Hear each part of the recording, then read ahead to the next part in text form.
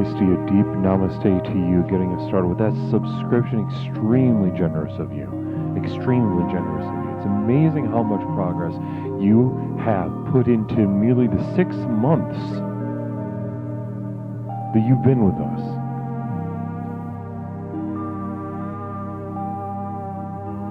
It's somehow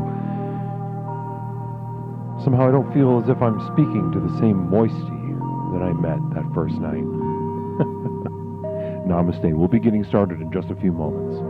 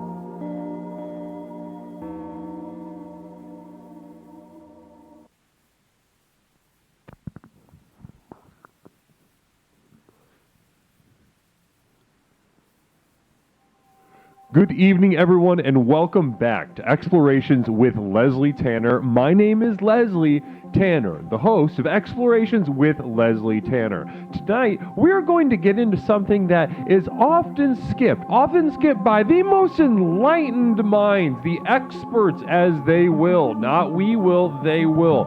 Deniability. What shouldn't we be doing and what should we be doing? That and much more tonight on Explorations with Leslie Tanner.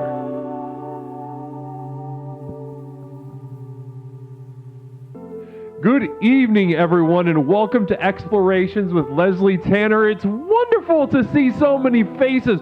It's wonderful to see so many faces in the chat tonight. So many familiar names flipping by, going crazy in the chat. I love to read it. I love to read each and every single one of your names. It puts a wind in my sails, a wind with which I touch the edge of this cosmos and the beginning of my mind, or the edge of my mind and the beginning of this cosmos. Namaste to each of us tonight, this beautiful Tuesday evening here on twitch.tv. How is everyone doing tonight?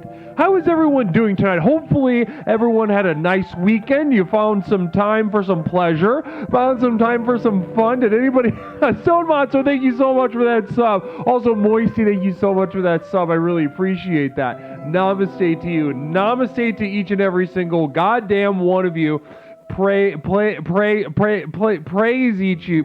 you, praise ourselves. Do not praise anything else. Nothing is deserving of our praise other than nothing. And maybe aside from that, but maybe not ourselves. Taco Bronson, namaste to you. Himbo Slice, namaste to you, each of you. Bless each and every single one of you. I can't believe this is off the charts generosity. And let me remind you, Moisty Unicorns brought up a really interesting point at the beginning, or at the end, pardon me. Moisty Unicorns brought up a really interesting point at the end of the stream last week on Thursday. Hard to believe that was the last time we were together, but Moisty Unicorn, on his way out, gave a handful of bits, as he does, and I appreciate every single one of them. But on his way out, he shared a message. Bits and subscriptions are the best way to show your commitment to progress, to allow that flower to blossom in every bit of its miserable pointlessness. If you are here to affirm the pointless misery, namaste. And there is no better way than to show that than namaste with a communal vision. Somebody's getting it. Cherish, thank you so much. Cheers 100, thank you so much for those bits. Bless you and namaste to you. Ooh, we're having fun already on a Tuesday night. Yeah, I think so. Namaste to you. Was that Real Ghost? Was that Real Ghost or was that Cherish? Yep, Real Ghost hit us with the bits. Namaste. I appreciate that. For real. Also, namaste. JJ hitting us with 100 bits and a communal vision. I can't wait to read this perspective. The program works, says JJ Plays Pog. And that is true. That is absolutely true. The program works. And the thing about the program that a lot of people like to skip is that, they level their criticisms. They see how many of us come once, come twice, come 3 times, come 4 times, come 5 times, come 6 times, again and again and again, until it hurts. It hurts to be here and to come back and to come, and it hurts, and coming hurts, and coming hurts even more. And when you think it's done hurting, it hurts even more. And that's how you know you're on the right track. But one thing people like to skip over when leveling their criticisms of and a communal vision, namaste, very excited to read this perspective. The explorations are fun with the crazy people.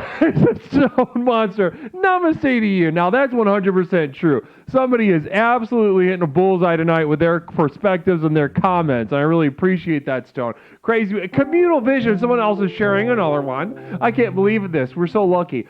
Being here always lifts my spirits. Much love, Leslie. Namaste to you, Cherish. Namaste to you. And a bright shining star, an early bright shining star, sort of like you've heard of the young Republicans of whatever state or whatever college campus or high school or whatever. We're kind of like that, except in Cherish you'd be a young explorer of the Twitch.tv, I suppose. That didn't work out as well as I thought. And there's no time to go back because that's not how time works, unfortunately. One thing people like to say when they are leveling criticisms against this community here, the energy and the light that we bring, one thing they like to say is that the program doesn't work. The program, communal vision, namaste, and lucky are we, Leslie blow up. Thank you so much, Real Ghost. Bless you. Praises to you. Namaste to you. All Hosanna is the dog shit, and Real Ghost is the real shit. Namaste. Moisty Unicorn's hitting us, and this is an affirmation for ladies. Ladies, if you're out there, do not second guess cleaning your pussy. Just do it. Don't. I know it's complicated. It's different than other shit. There's like a pH. I don't have a pH. I don't know shit about that. And thank God. Thank God I don't have a daughter to discuss the acidity levels of her pussy. However, I do know that it's important to keep it clean. Maybe look and Google that. Nothing, says VJ Cat. VJ, namaste to you. It's wonderful to see you. Thank you for being with us tonight, VJ Cat. VJ Cat, Vij. I was thinking of a spelling of your name earlier today while I was walking around during my walk, my daily walk. I was thinking, Vij, and what if it was spelled Vij, AP, advanced placement, cat. So Vij, AP, cat. I don't know. That's something to play around with. So maybe something for your notes or your sketch pads. Maybe get a little line of stickers going with that. I think that would be a lot of fun. I think if you had a line of merch, that could be a lot of fun. Namaste. And I have lost sight of the chat. It has stopped screaming for me, but there we go. Wonderful. So guys, listen, one criticism that is constantly leveled against this community, and you know, I'm never going to get tired of hearing of it because it shows how fucking stupid the critics are of explorations. How absolutely fucking brain dead, brain melting out of their ass, drool pouring out of the corner of their chin, getting angry at the pop machine. Once again, headbutting the pop machine. That's what they look like when they step up to this program to criticize us, especially along the lines of, get this, they say the program doesn't work. They say that the program doesn't work. They say the program doesn't work. They will say that the program doesn't work. So why, if the program doesn't work, I don't know, maybe we could look for some evidence. Maybe if we look for some evidence of people not coming back, people not progressing, people not becoming more fulfilled than they've ever been and more powerful than they've ever dreamed. Maybe there's some evidence of that not happening. To give credence to our fucking dipshit critics. Head injury, rest of the life, a mirage of the person they were, critics, saying that this program doesn't work. Namaste. Communal vision coming from Stone Monster. Just a hello. Just a namaste from Stone. Bless you, Stone. Bless you tonight. Namaste to you. I'm so enthused by your presence tonight. You've already done 3 of those visions and not mentioning us with a couple bats. Oh my God. Oh my God.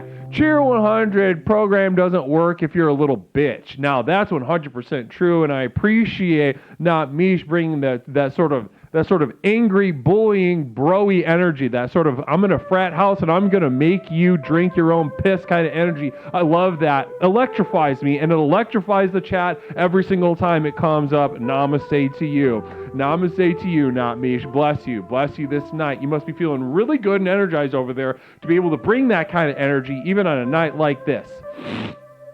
Wonderful. Now listen, yeah, if the program doesn't work, fuck you, says Enigma. Bless you. Absolutely bless you. I love that you are harnessing the power of violence in language. Violence in language.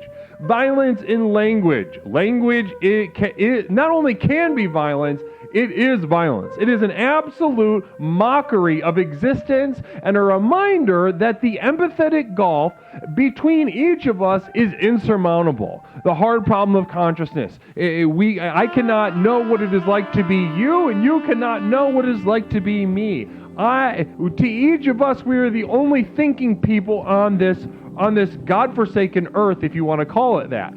Maybe. I don't know. What do you like to call it? But also my point being, is not only is language violence, not only is language possibly violence, not only do we're looking for words that are hurtful, right? We're looking for words to protect those that need it. The language is itself. It is a sword, a hot, glowing sword through which we stab each other and stab ourselves. It is absolutely eyes wide shut, demons fucking, tearing each other, cloven hooves, tearing each other asunder with language. Namaste. And that's what I have to say about language.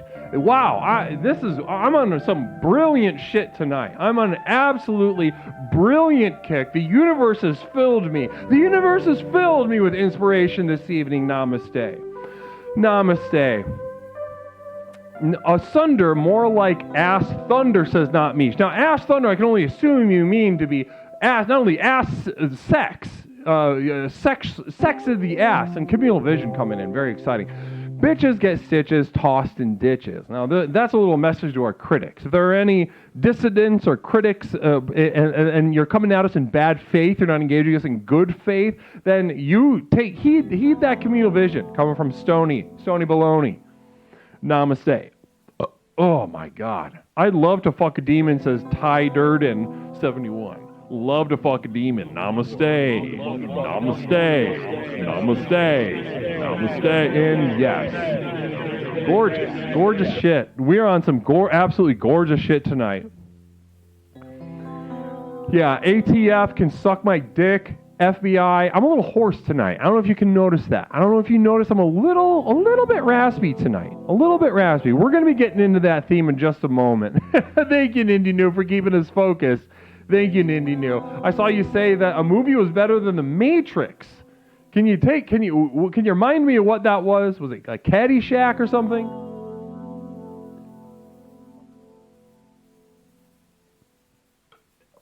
Oh. Casino is better than The Matrix. That is the stupidest shit I've ever heard in my life. As your leader, I have to. Namaste. Welcome, B.H. Wilkins. What does that B.H. stand for? I wonder. Butt ham. Big hand job. Is that... Am I in the ballpark? Am I in the damn ballpark? What does it stand for? Maybe just Brandon Henry or Booty Hair or Branson... Hell. Branson Hands. Everybody knows the old 1920 epidemic of the Branson Hands. Don't look it up. Don't look that up. It's hideous. Absolutely hideous stuff. Namaste. Stone hitting us with 200 bits, and this is for the fellas. Fellas, if you're looking for that next level, a next challenge, try putting your balls in a Snapple bottle, the old kind with the glass, and smash that on the ground. Oh my God, I'm going to run for beer. Go get him, sociopathogen. Now let's get into tonight's theme, guys. Let's get into tonight's theme. Absolutely, I gotta get into tonight's theme with you because we're gonna open up the lines, and when we open up the lines, there's really gonna be no holding back tonight. Everybody's gonna want to chip in. Everybody's gonna want to sound off, and I can't wait to hear it. I can't wait to hear what you all have to say about tonight's theme. Now, as you've seen, as Nindy New pulled up, it is deniability. Deniability. Now, let's take a look at that word, deniability. What does that mean? The ability to deny, the ability to deny. Interesting, right? Nibogite. Well, thank you for that bit. Namaste to you. Bless you. Namaste. I really appreciate that penny. Keeping up that penny. Hit me with that penny. If the program doesn't work, wonderful. And thank you so much, everybody. Thank you for that, keeping that hype train going. I really appreciate that. Every single dollar, every single penny, even that one single penny that Nibogite gave is going straight into the compound fund. Every goddamn penny and dollar. Nickel and dime. Namaste. I don't believe deniability is the theme. That's why. So there we go. Now we're having some fun with it. Deniability. VJP Cat moderator is denying that deniability is the theme, and that is so fun. Well, just to get us started into deniability, I was inspired recently. I was inspired recently by my work as a therapist, as a legally state licensed social worker and therapist, counselor, psychologist, anything like that.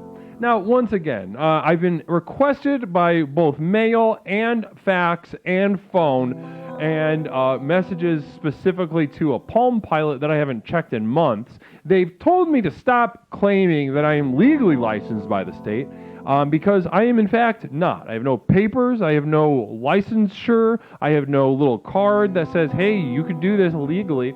But you know what I'm not going to do? I'm not going to stop claiming that. I'm not going to stop saying that I am legally licensed because I don't know, who is it that grants those licenses? Who is it that grants those licenses? Maybe somebody could refresh my memory, huh? Maybe someone could refresh my memory, huh? What is it that exactly that who grants these things? The state, the president, close. We're getting and this word that I'm looking for. They occupy places in the state, offices in the state. Hillary Obama, a perfect example. Fake psychologists, bureaucrats. Ooh, we're dancing right around that word that I'm looking for. We're dancing. We're bobbing and weaving. We're doing any of those dances, nay-naying around it right now. Corrupt politicians, bureaucrats. Okay, guys, the feds, guys, we're pretty much there. I'm going to go ahead and give you the word. My nose is so itchy. The word that I'm looking for is the experts.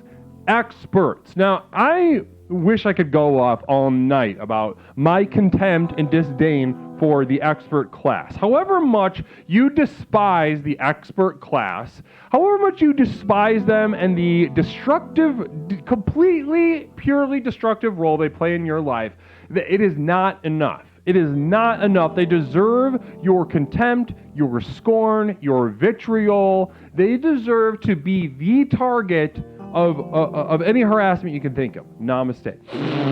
Now, I'm not saying specifically which ones, because that is there's rules against that sort of thing. And of course, this is all sarcastic.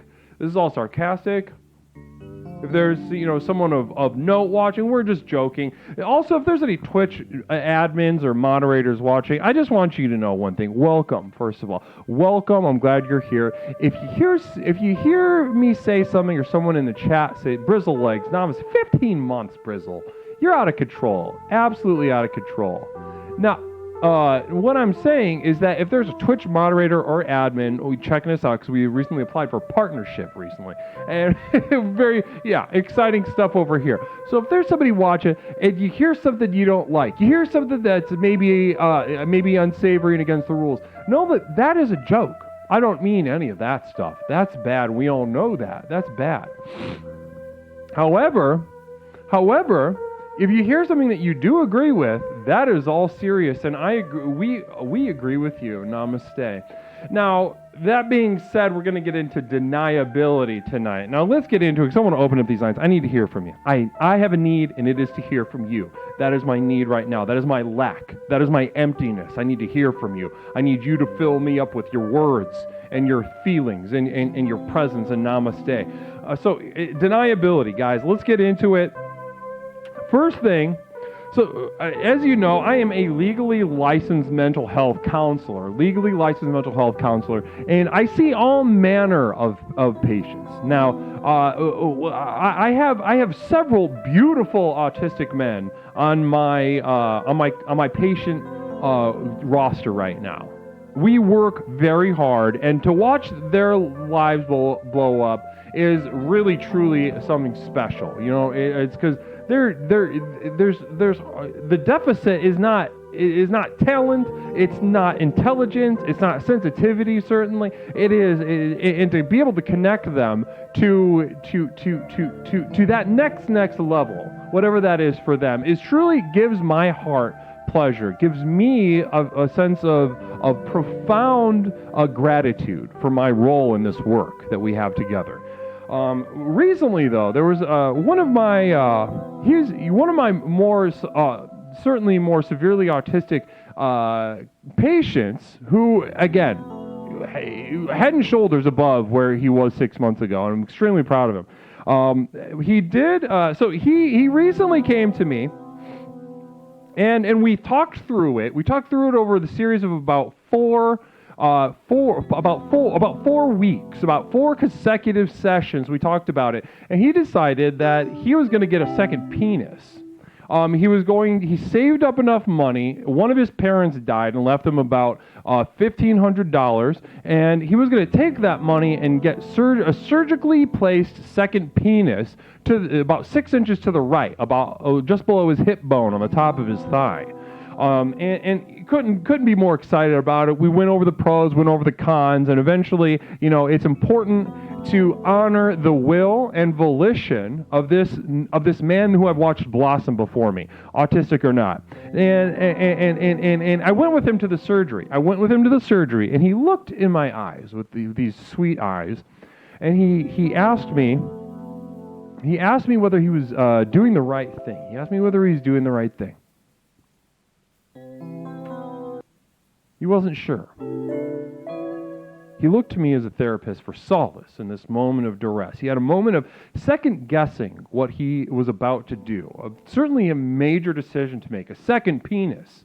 An autistic man getting a second penis. You've never even heard of that. Certainly a pioneer, certainly a trailblazer, but things don't always work out for those people, as we all know. Okay? Was he a nice dude? Absolutely he's a nice dude. He's still alive. He still is a nice guy. So he looked to me for solace. He said, Leslie. He looked at me and he said, Leslie, am I doing the right thing? After the 4 weeks of sessions, of phone calls, of texts, even he second-guessed what he had. What he was about to do. On the gurney. About to go to sleep for the surgery. He looked at me sleepy-eyed. He asked, Leslie, am I doing the right thing? I frowned. And this is what I believe that it was my duty, and I believe it is any of your duty in this chat. I looked at his sleepy eyes, and as he was about to pass away into the nothingness of the anesthesia, I told him, no. I shook my head, no. I squinted my eyes. I frowned. And I said, no, you're doing the wrong thing. You're fucking up horribly. And listen to me. I did this, and not only do I do things out of sort of a delight in the moment, I love to do things. I love to follow that fun. I love to follow the fun through the moment, regardless of my position of authority and responsibility of care. However, upon reflection, what I came to realize is that if you have even a shred of respect for someone in your life, be it a friend, a client, a family member, a spouse, a sibling, who knows? If you have even a shred of respect for this person, you will never and absolutely ever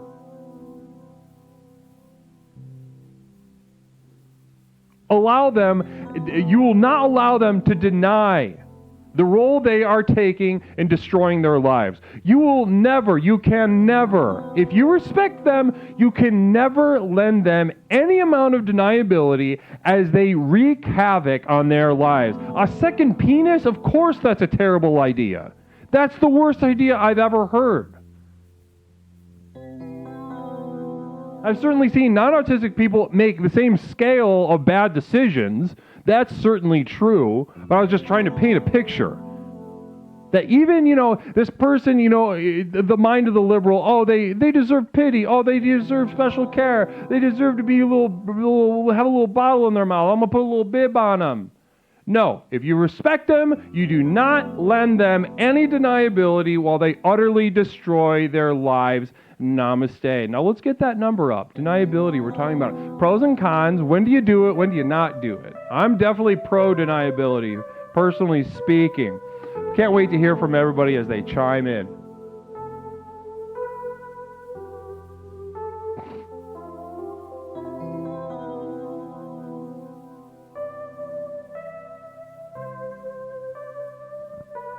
Oh, and it's making me sign in.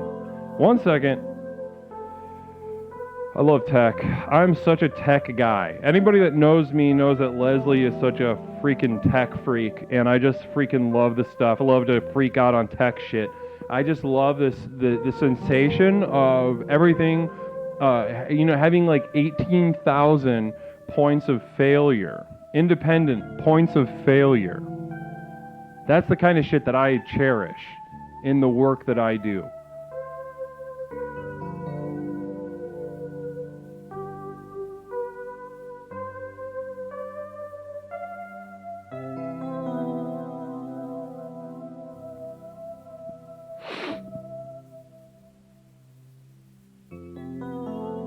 And here we are. 708-240-8953. 708-240-8953.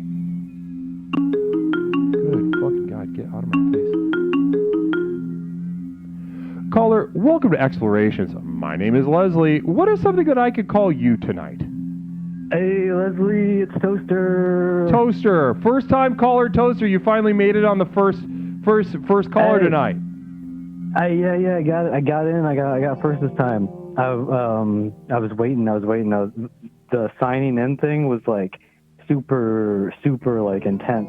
I was like waiting for you to sign in, and I was like watching you type, and I was like waiting for you to be done, and then I was like boom, calling in, first caller of the day, getting in, getting my rep up in the community. Don't forget I sent that $10,000 at one time. And don't forget, like, everyone like loves me and stuff like that. And I'm always like making everybody laugh with my awesome stories and stuff like that. And now I'm like a professional first-time caller calling in, being the first one to call in. I got it a few episodes ago. I missed it the last episode, but I was second, I think, or like I was pretty close. And plus you like faked me out and you lied about putting the phone lines on. So that was your fault. That was your fault. But the time before that, I was the first one in, and I'm first one in again. Hold on, back. Toaster, Toasty. Listen, I know it's very exciting to be here on Explorations, and Lord knows you are a shining star in this program, a hand in glove, such a good fit, you and the community both ways. So I can only imagine. I gave you $10,000. What? I gave you $10,000. Remember that part? Yeah, that was like almost a year ago. Yeah. Yep. Yeah. Okay. Just making sure you remember. Yep, and I appreciate the donation. It was a big deal for me because that was like all my money. Yeah, for sure. That was awesome of you. That was extremely generous of you to give me, Leslie Tanner, and the program here, Explorations LLC, $10,000. Hey, I gotta go. I'll call you back, okay? Where are you going? I gotta take care of something real quick. I'll call you back, dude. Just stay here. Hey, I'm gonna be back. I was first. Remember that, okay? Okay.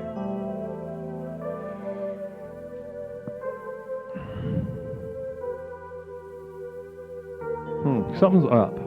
Something felt up with Toaster just now.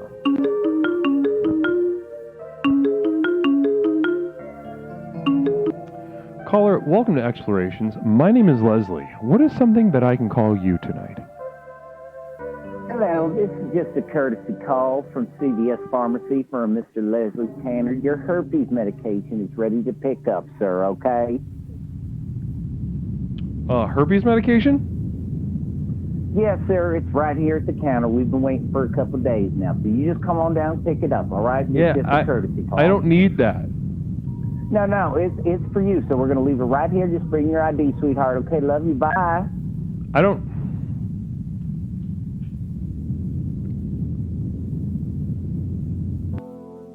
My doctor called that in because at first there was a couple-day period where we were afraid it was herpes. And of course, I begrudgingly went to this expert of a doctor and had him look at my penis for a very long time, play with my penis, touch it, poke at it with different things, different gels, different swabs, different gauzes, different lengths of gauze, different thread count of the gauze. Personally, I enjoyed the lower thread count of gauze on my naked penis. But we determined that this was not herpes because it was completely resistant to herpes medication. So I don't know if there's some clerical error. They keep calling in this prescription. It's not. I can get a UTI. Well, that's. Hopefully the doctor would know that. I appreciate you keeping me abreast of that. I'm Kapoor. So it's not. I don't have herpes. So. 708-240-8953. We're talking about deniability, the role of deniability in our lives. How important is it? How important is it? Now, it is my opinion. After my life of experience, my life of training, having to forget that training, retrain myself, it is my opinion that deniability is for children. Deniability is for the weak.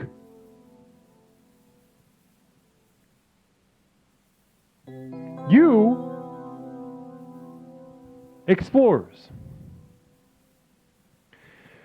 Part of the path that brought us all here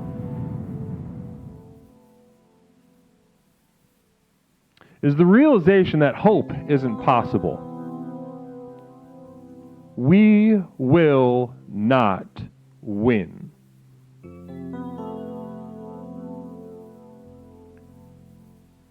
We will lose. And in that context, any sense of empowerment is a lie.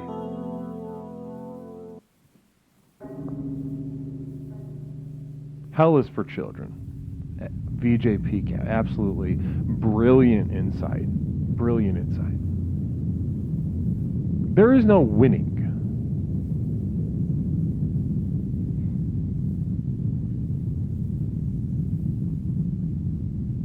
Only losing. Only the deterioration of form.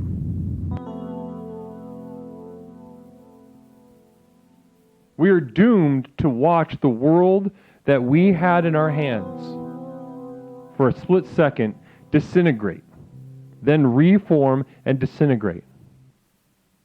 And this is for the fellas. Listen, fellas, if you're looking for some weightlifting advice, go ahead and just keep well, let's do that again. All right, redo for the fellas. You guys deserve better than that. This is for JLAR Gaming. JLAR, this is for you, okay? Never underestimate the importance of a light snack before jacking off. If you're going to be sitting, if you got a gaming chair especially, you're going to be relaxing, and you got to make sure that enough of you has the calories that is necessary. High density carbs, high quality carbs, granola bar goes a long way.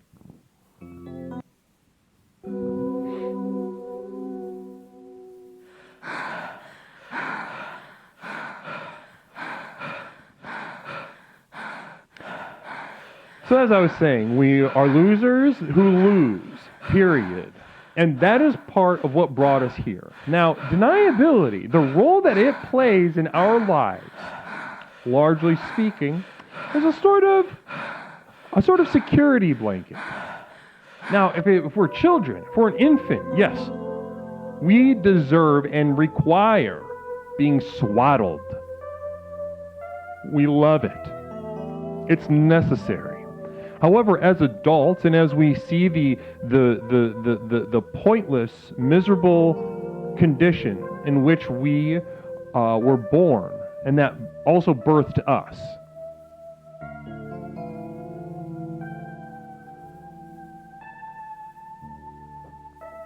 it's important not to hide behind deniability. For example, take climate change. I'm sure many of us have politically liberal friends who talk about climate change quite a bit. Or at least every election cycle, they'll bring up climate change and how terrible it is. And certainly it is. We're cooking ourselves alive. However, within the same thought, within the same cognitive sentence, they allow themselves the deniability that we're going to do anything about it. They allow themselves the sleepy time bed story security blanket that some super voters can get out there and just get in that little booth and vote their little fucking pussies off, their dicks off, their little fingers off. We're going to do it. Now, this is a case of deniability being for children. That is a immature, childish mind that believes this. And it's important that if we respect them, to take away that blanket. Yes, they will be cold, but they will adjust. Yusuf, I am 100% relaxed. I'm having a great time. Caller, welcome to Explorations. My name is Leslie. What is something that I can call you tonight? You already gave me. Let's see, it's Angry Mike. How are you, brother? Oh, Mike, it's great to hear from you. I'm doing wonderfully. How are you doing tonight? How can you be doing wonderfully? You're talking about how we're all getting screwed, and it's true, okay? How can you be doing wonderful? You can be upset within an hour of your program, man. How am I doing wonderfully? You're talking about death and doomsday, and you're sitting here saying, ooh, I'm doing great. Are you? Yes. How? Explain to me, because we're on the precipice, man. It's like 140 degrees in Death Valley. Did you know that? I did know that. How did you know that? Well, first of all, why are you there? You should leave there. No, I agree. You're 1,000,000% right. That's like living in a volcano. I understand, but still, it shouldn't be that hot on a piece of dirt. You know what I mean? In America? Certainly. You think the pilgrims would have came if it was 140 degrees? They would have said, fuck this, and we would all be Canadian. Absolutely. They would have gone to Nova Scotia. How about that? Communal Vision coming in from Not Mish. Not Mish says, it's called Death Valley, ... I didn't name it. I'm not saying you're smart if you go there. Yeah, I'm just saying, listen, talk about Florida. All the home insurance companies are leaving Florida, Leslie. If we're going to get real right now, they're all leaving. What, they don't want to make money? What, it's not beautiful down here? No, they all know a fucking tidal wave is coming. That's terrible. It's obvious, and it's scary, and I don't want to live in a mountain for like 6 years for that to happen. Don't you live in a city? It's a whole thing to move. You got to get a truck. You got to get friends. Yeah, it fucking sucks. But that's what I mean. We're just kowtowing to this Illuminati bullshit, man. Come on. Listen, we got a nice little group here.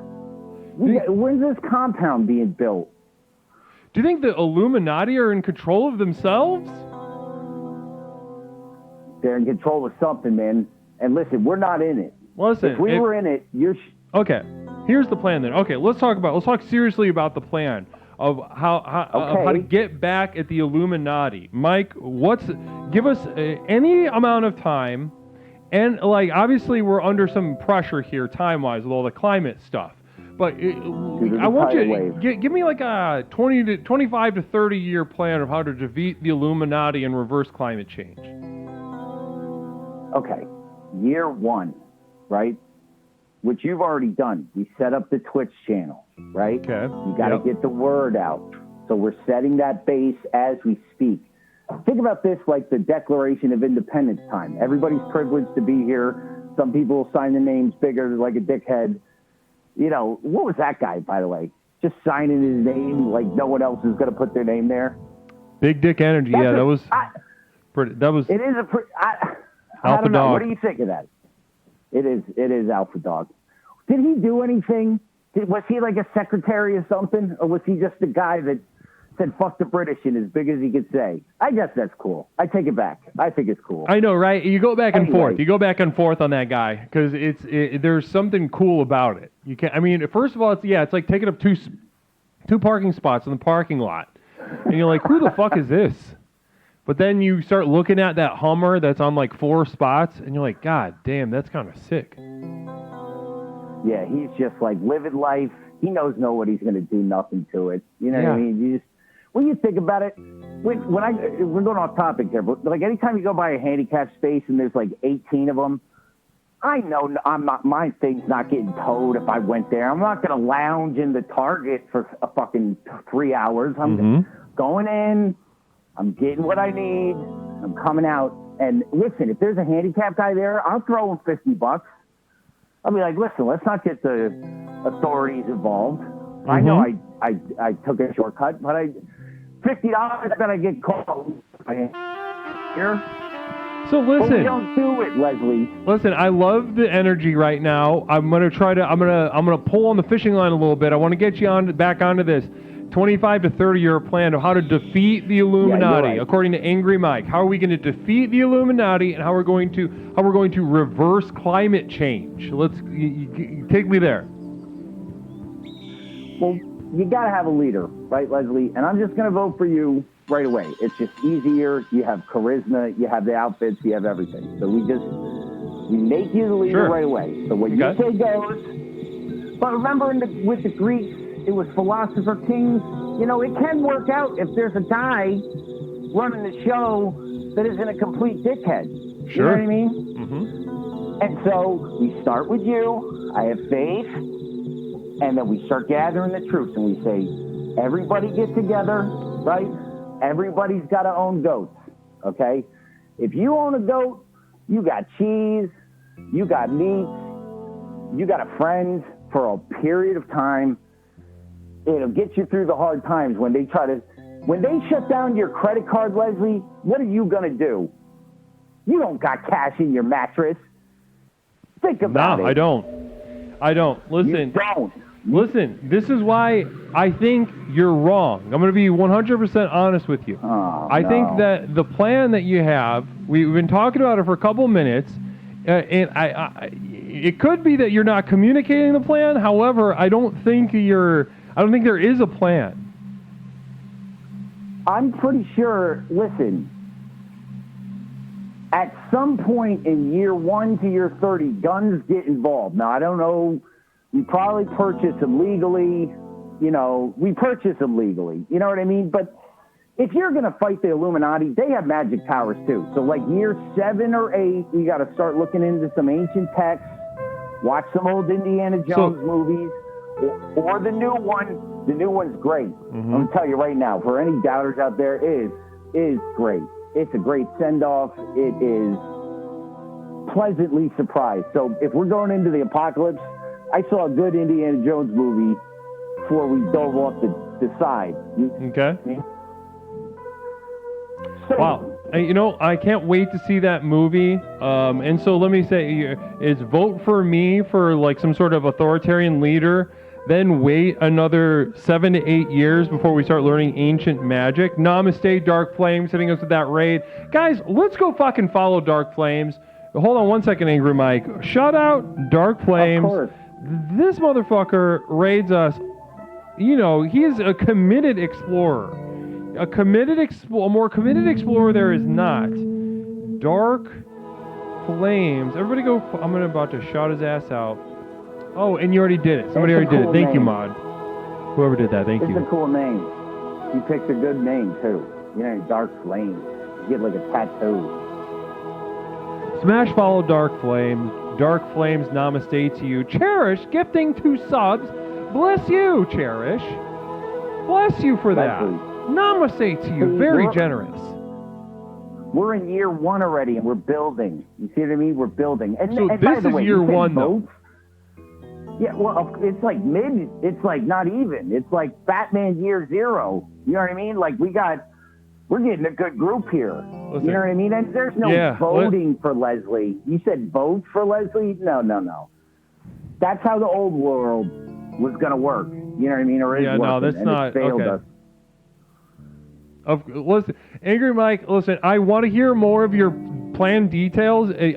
I want you to write this down, all right? Write it down and bring it back to us, because right now I think the Illuminati is, if we do that even first thing of getting me to be some sort of authoritarian leader, they're gonna murder both of us.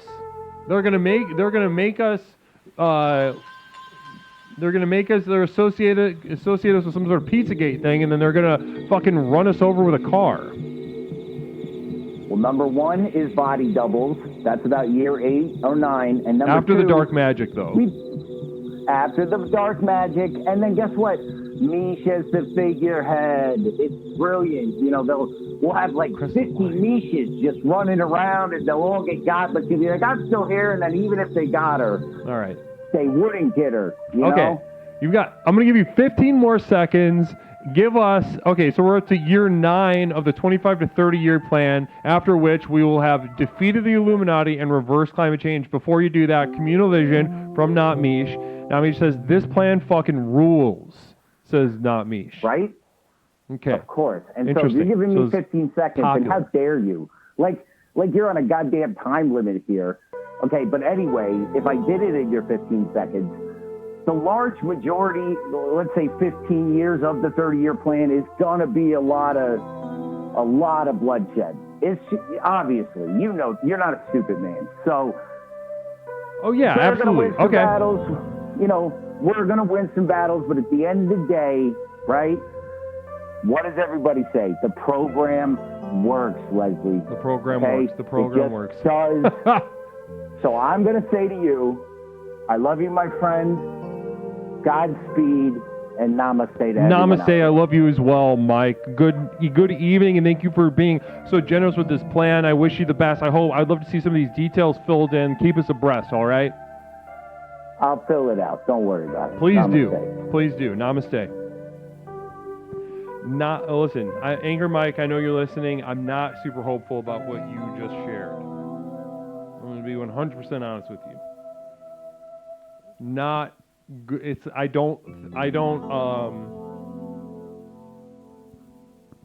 We need probably dark magic. It should be like the first thing. You know what I mean? Dark magic should be the first thing out of the gate. We need somebody on dark magic, if that's the plan. But listen, I'm going to be honest with you. That plan, I think, centuries old dark magic, I mean, good fucking luck.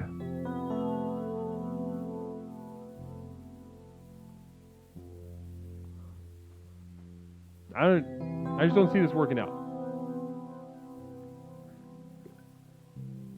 You ever talk to an activist?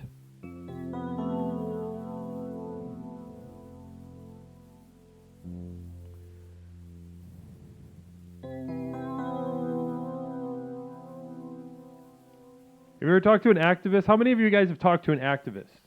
And just, after about 5 minutes, just felt like a cold wind pass through your heart?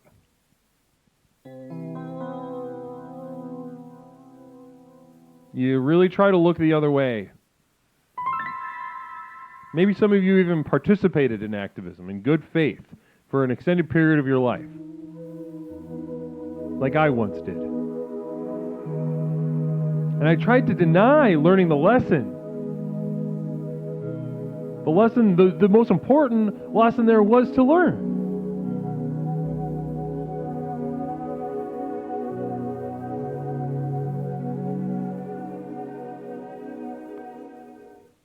Everyone calls everything activism. Yeah, that's kind of fun. It's kind of fun to watch everybody call everything activism. You know, that's a good point, not me. Good point. Everything is activism. I love that. At any point of suffering that you have in your life, you can be an activist for it.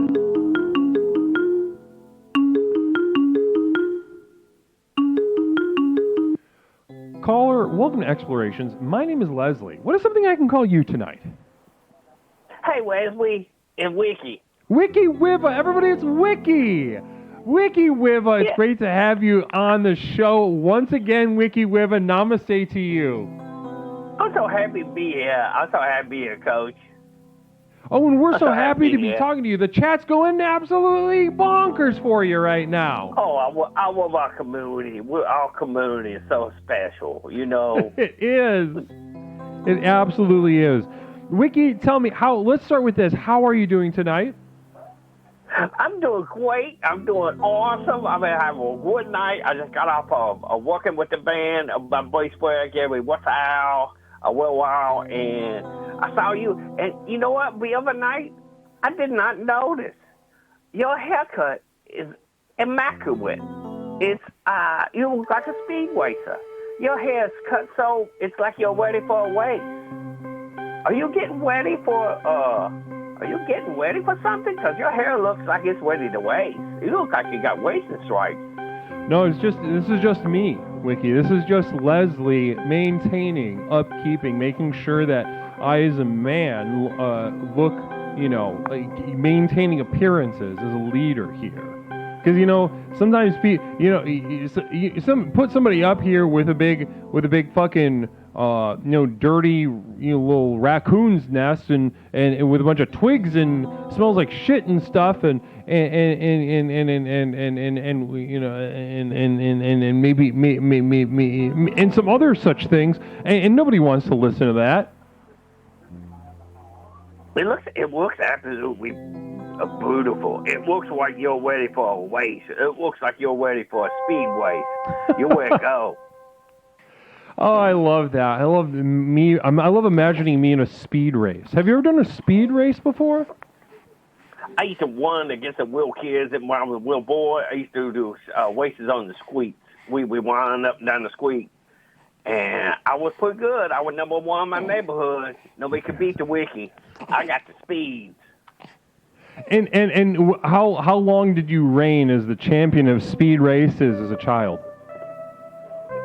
It was an older boy. He come over from another neighborhood. He was a racer on his high school team. I was on in 7th grade, and he was like a champion, a state champion. He said, "Go and take out the Wiki."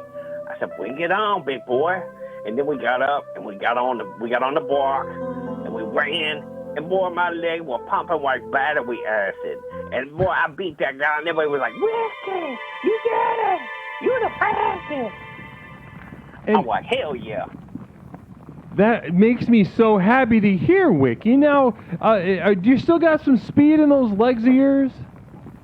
Oh, I still got speed in them legs. Oh yeah, they still pumping the battery acid. I can pump it a different way now, though. Do you mean, like sexually speaking? And you have been terminated, Wiki. Namaste. Good night now.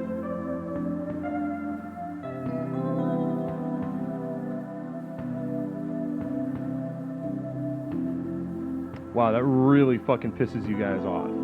That really sets off the chat. Really fucking it makes you guys angry. I'm not going to stop listening to the community. That's one thing I can tell you right now. I'm not going to stop listening to the community.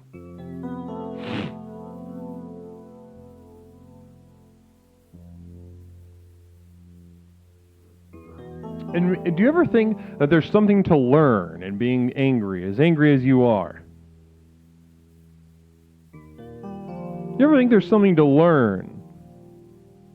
And all it does is it takes one person to come up here with 1,000 bits, slap them on the table, and you guys start writhing around like a bunch of worms after a storm caught on the sidewalk.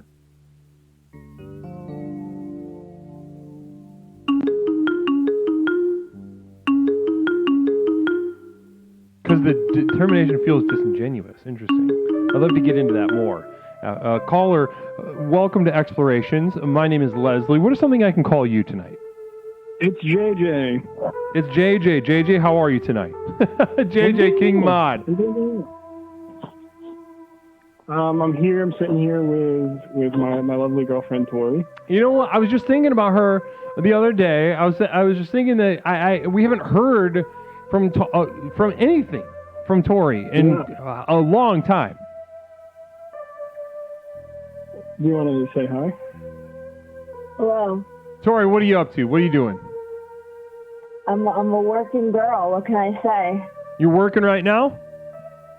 Not right now, but you're resting. What's got your fingers busy these days, Tori? there's crocheting, making sweaters for everyone. Crocheting, and does this fulfill you? Yes, very much so.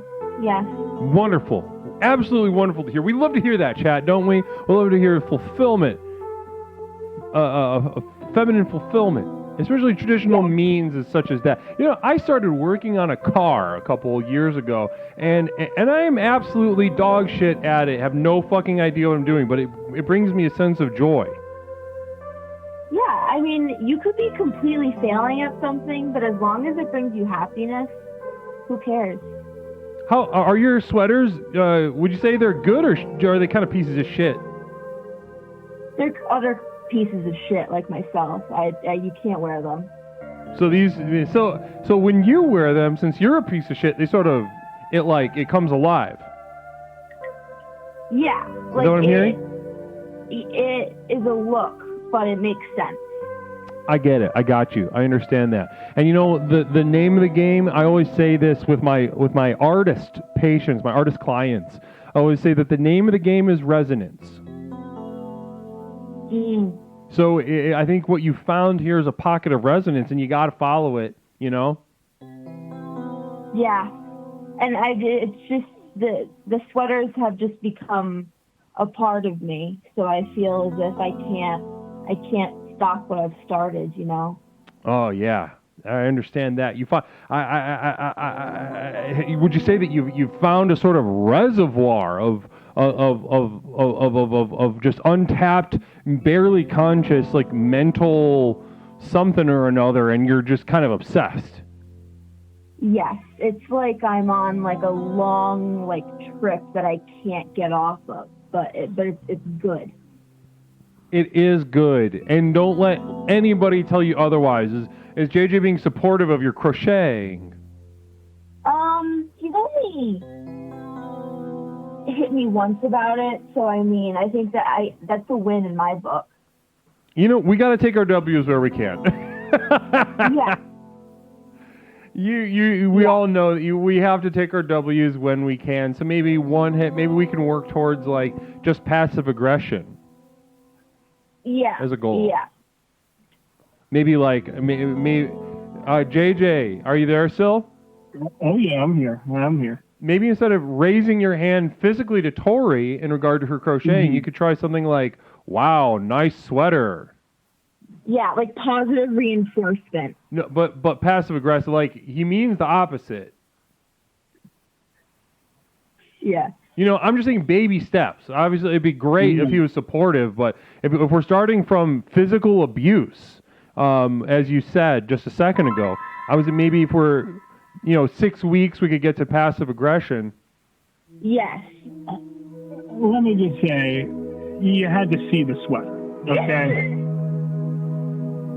I mean, if you saw it, you'd probably hit me too. I mean. Okay, so you get it. You understand. Yeah, I do. I accept it. You're such a cool girl. Yeah, I know. I'm not like other girls. No. She's a keeper. She's a keeper. Yeah, you want to lock that down, JJ. You got a really cool girl on your hands there. Not many girls have that kind of insight and perspective from that feminine perspective. Either cognitively or emotionally. So namaste to you both for finding true love and happiness. Thank you for that. Yeah, thank you. And I mean, as you know, and as a large part of the community knows, it's the program works. I wouldn't have Tori. I wouldn't have been able to punch her in the face over the sweater if it wasn't because of the program. Yeah. Wonderful. I can't tell you how. Right in the jaw. I'm sorry. Repeat that. I couldn't hear that. If it wasn't for the program, JJ wouldn't be able to cold cock me right in the jaw. Yep, absolutely. We've done private sessions too, and I didn't really understand why he specifically wanted to learn a hook. He wanted to learn the hook, right hook. And I was like, okay, we can practice that if you want. Certainly, I know how to do that as a martial arts. I'm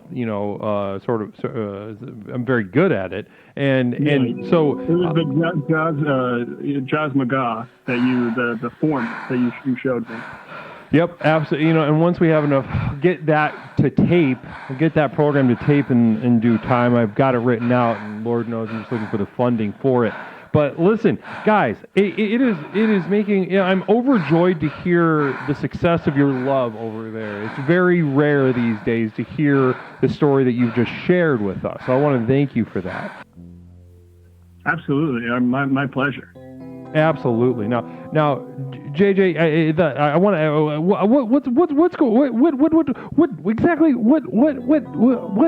What is going on with JJ right now? We talked to Tori for a couple minutes. I just want to check in with JJ King Mod right now. Yeah, I'm doing all right. Just like getting through the drudge of the week, If it wasn't for the program, I'd do something that's against terms of service, and I can't say in a video game. You do something. Yeah, any number of things. Yeah. So, other than that, I mean, all is well, other than that kind of dark cloud glooming over me. But, we get by. We're getting through it day by day. Talk to me about deniability. And if Tori has anything to share about deniability, we'd love to hear from Tori as well. Now, deniability. We've been talking about its role in our lives. What's the first thing that comes to your mind when I say deniability? Usually, I think plausible deniability is usually the first thing that comes into my head, which makes it, plausible deniability makes it okay. So it's important that you and this would be of use in a sort of legal or social context, and it's believable. Plausible being believable. You have some sort of distance that you can put between yourself and a consequence or an action. Yeah, I think that makes a lot of sense to me. Instead of just outright denying something, you have you got that backing. Interesting. So, and this is preferable. This is different than just deniability, where plausible deniability functions in a more social way. Deniability is more of the heart and of the soul, and as such, I think it is corrosive. I think it is bad. But plausible being a sort of legal defense almost, and I think that's an interesting point. Yeah. Yeah. Because you can deny anything, but if it's a plausible denial, I think that gets you out of a lot. Mm-hmm. Lawyer up. Mm-hmm. I didn't do that. Mm-hmm. I didn't admit to cold cocking Tori in the jaw. I didn't do that. Well, you did say that you did that. That is true. That is true. You said that out loud, for sure. So yeah. I don't think there's not even, there's no deniability for that, because it's public record on the internet right now that you hit your girlfriend. Is it plausible deniability if no there's just it's pretty much, that's an open and shut thing now. I don't think, there's probably been clipped several thousand times at this point. Lord knows this site, likes to push that sort of smut around and completely out of context, even though it's within the context of a loving relationship. And Tori even said, she understands and she appreciates it. Yeah, exactly. Cold cock. I don't think people know what cold cocking is. Cold cock. Yeah, cold cock. Clocking is a word. Cold cock. I haven't heard that in a while, but that's a term. That means to punch, right? I think so. Yeah. I think so. Interesting. Okay, well, listen. Real quick before you go, the music you're working on is we're letting it marinate a little bit right now, right? Yeah, I mean, it comes out in 2 days. The new song, "Welcome to the Cookout." Okay. Comes out in 2 days. It's still coming out. I thought you were gonna I thought you were gonna extend it out a little bit. That one, is good. That one is ready to rip. Ready to rip. All right. So let's listen. Let's just save everything we got for a couple days from now. We'll listen to one of those tracks and drop a link in the chat. Okay. Yeah. No, absolutely. I'm super happy about it. And especially since it's thank you for anybody that does listen or gives it a shot. I do appreciate it. So. Absolutely, especially given how much it's inspired by the program here. I can't wait for everyone to hear it. Me too. Yeah, genuinely, I'm very excited. I decided to change it. I was going to release an EP. I'm doing an entire album instead. All of the songs are less than 2 minutes, and it's called "I'm Not Gonna Waste Your Time." I'm not gonna waste your time. Well, listen, can't wait to hear it this Thursday. We're gonna listen to a little bit of it, and good luck with the. I'm sure you have plenty of press shit to do between now and then. So namaste. Okay. Absolutely, namaste, and I will see you all in the near future. Bless you, JJ. Have a good night, Tori. Have a good night. Namaste. Namaste. Namaste. Wonderful.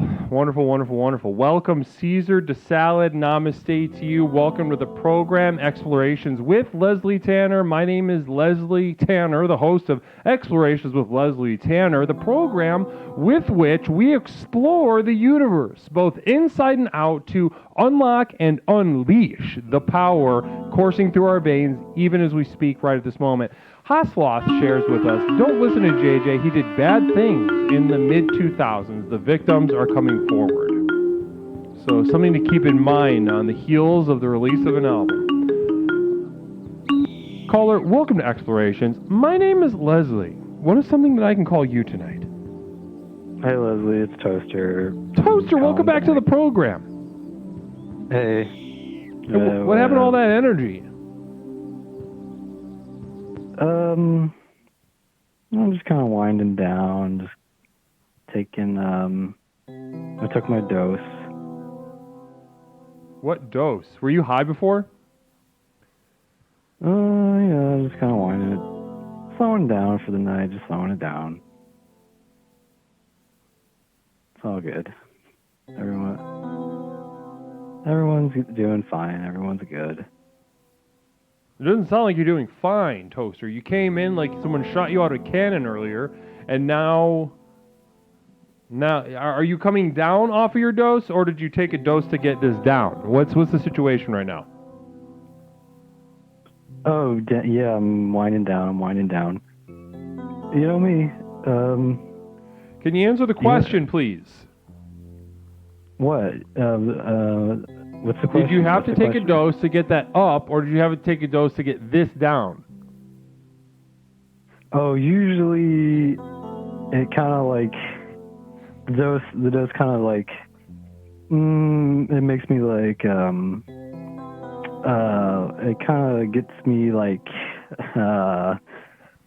it kind of gives me. It's like a winding down kind of dose, It's just like it helps me. It gets me like winding down. It makes me wind down a little bit. Like it's time to wind down kind of dose. Like it's like a wind down dose. You know me. So it's a wind down dose. It's Toaster, always making everyone happy, always giving everyone a good time. Everyone's favorite caller. Whew. So you're winding down, and are you alone? Are you with someone right now? Well, we got a lot of bugs. Yeah. How many buds do you have around you right now? There's we got toilet paper. There's termites in the toilet paper, so that's some bugs. No, buds. B-U-D-S. Buds. Bugs. You said you had buds, yeah, right? Yeah. Or bugs? No, well, I mean, I talk to them, and they're cool, and all. They listen and stuff like that. Do you have a lot of trash in your house, Toaster? I need to clean out the. Nindy New. This is the ghost of Nancy Reagan. Don't listen to toast, says Nindy New. So, I don't think that's The, real. I don't think you're a ghost of shit. The tuna cans are building up. I do need to give them a sweep. There's Phil maggots. Z shared a communal vision. Toaster sounds like he's winding down off the top of a building. I got a lot of maggots. Got a lot of maggots in the tuna cans. We gotta clean them up. And Nancy another Reagan? communal vision coming in from Call Me Al. Toaster, give us a tight 5. Do you have any gas in the tank for comedy, Toaster?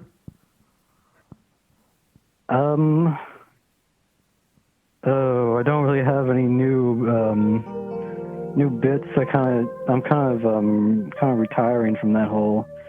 I feel like I made my impact on the scene, you know, and it's time to just tip my hat and take my leave, as it were.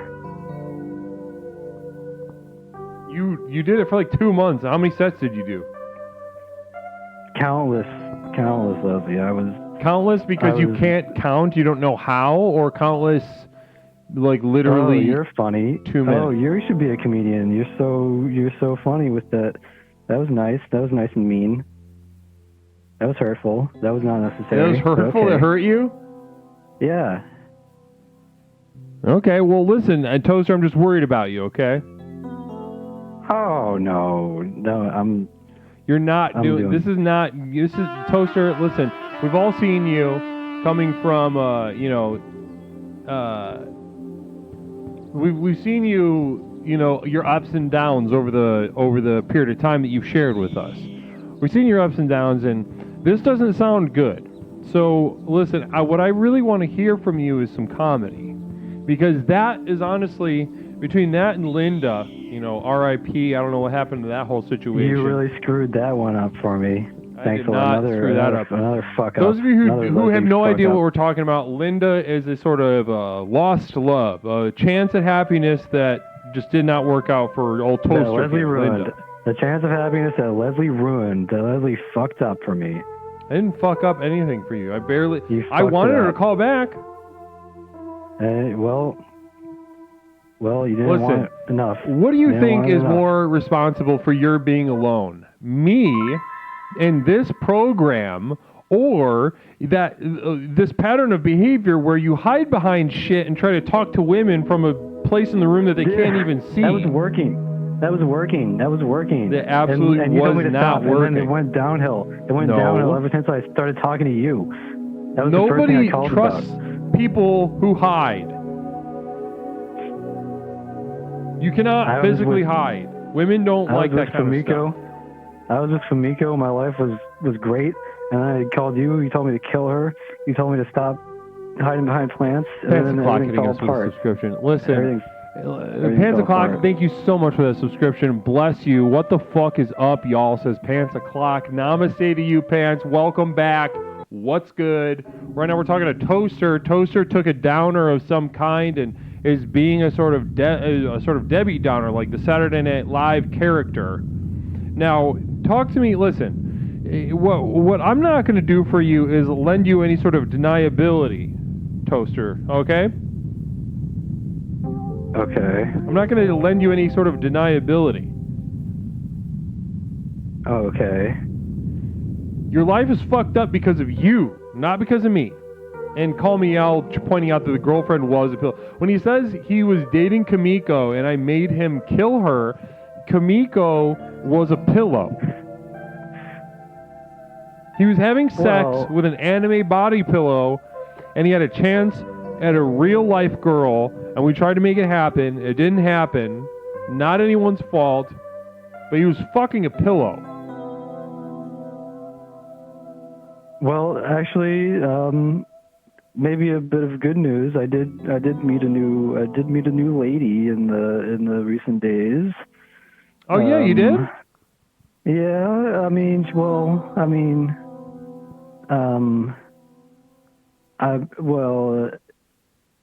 she's a little bit different, but like. Talk to me about the differences. Differences can be good. What's up? Spell it out. Well, she's an acorn. Does that stand for something? Like anonymous? cunty, opulent, retard nurses. Phil Z, is it a life-size Margot Robbie Barbie sex doll? No, she is like an acorn from a tree, but it like looks like she has like a face, and I don't know. I just saw it and I was like attracted to it, and I don't know. I started talking to her, and one thing led to another, and she's like, we're kind of like doing pretty good right now. So I don't know. How long's it been? It's been like 3 days. And that's like 300 years in acorn time, right? Mm-hmm.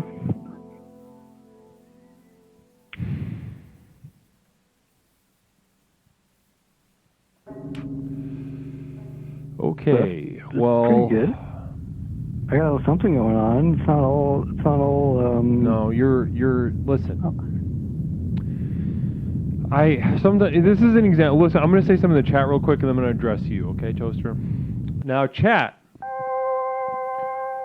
There are plenty of times where it is fun and joyful. It'll give you a sense of glee to deny someone deniability, to take deniability away from them, to make them look at their behavior, to make them look at something that they're trying to avoid. It can make you feel good. But there are times when pointing out how pathetic and sick someone is will bring you no joy. It will bring you discomfort. It'll bring you sadness. And in that spirit, Toaster, I am not going to lend you any sort of deniability. You are sick. All right? You cannot date an acorn. But what if we're really hitting it off and No, we aren't anything. Acorns don't have a nervous system or consciousness or language or a she has self. a face. She's got like a face. I don't know, and she like talks to me and stuff. I don't know. It seems like it's going like, who makes the rules? What do her lips look like? It's like kind of like a scratch looking thing. Communal vision coming in from Phil Z. It sounds like Toaster is tripping balls to an episode of Rescue Rangers. I've never seen that. Or is that an anime? I don't know. Is that an anime, Phil? I'll try it. I'll check Praying it out. Supreme is offering something. Acorns are made of the same cells we are. They are part of the ether. Acorn porn is real. Thank you. Thank you. Someone gets it. So is that queer? Do you get to do like pride stuff come June? I mean, it's a girl acorn. Yeah, but it's an acorn. Cherish85 shares with us. Toaster should upgrade to a tree. At least it has holes. Love is love, baby. What can I say? Listen, Toaster, You know what I'm this saying? isn't...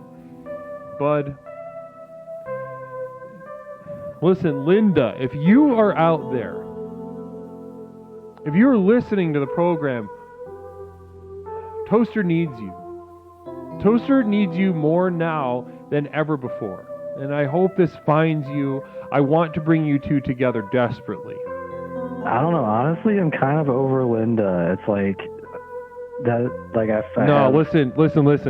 No. I mean, This might be it. I might have found the one. It's like it actually honestly feels like that. Like that's the kind of thoughts I'm getting with her. I need to name her, but like, yeah, I don't know. Okay. We're gonna be working on this for a while. Toaster, just enjoy your night with the acorn or whatever, but we're gonna work on this, okay, bud? Well, we're taking a break tonight. We're gonna go on a date tomorrow. She's outside in the plants in the garden place. Okay. She's yeah, we're gonna meet up. That's pretty. I don't know. Pretty cool. Pretty cool. Okay. Well, you have a good night, Toaster. We'll work on this again. Hey, thanks for cheering me up, Leslie. I know. Hey, sometimes I can be a little bit of a rough. I'm too hot to handle sometimes, and I get it. And I just want to say I appreciate your patience, and I just want to remind everyone I was the first one to call in today. I gave up $10,000 for the show, and I'm always providing everyone in the chat with a ton of laughs and a ton of fun. So I just want to remind everyone that. Okay, that's enough. Have a night. Have a good night. Okay. Namaste, Toaster. Okay. Whatever. He didn't say namaste back, but that's all right. We got our work cut out with Toaster. I love speaking to Toaster.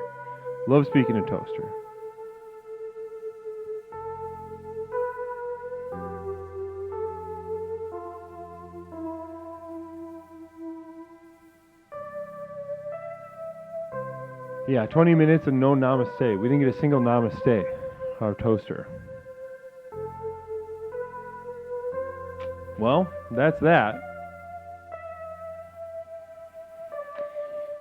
How do you even have sex with an acorn? You can't. Unless you have a micro penis, but then you're still just putting even just like a little hat. How do you can't fuck an acorn?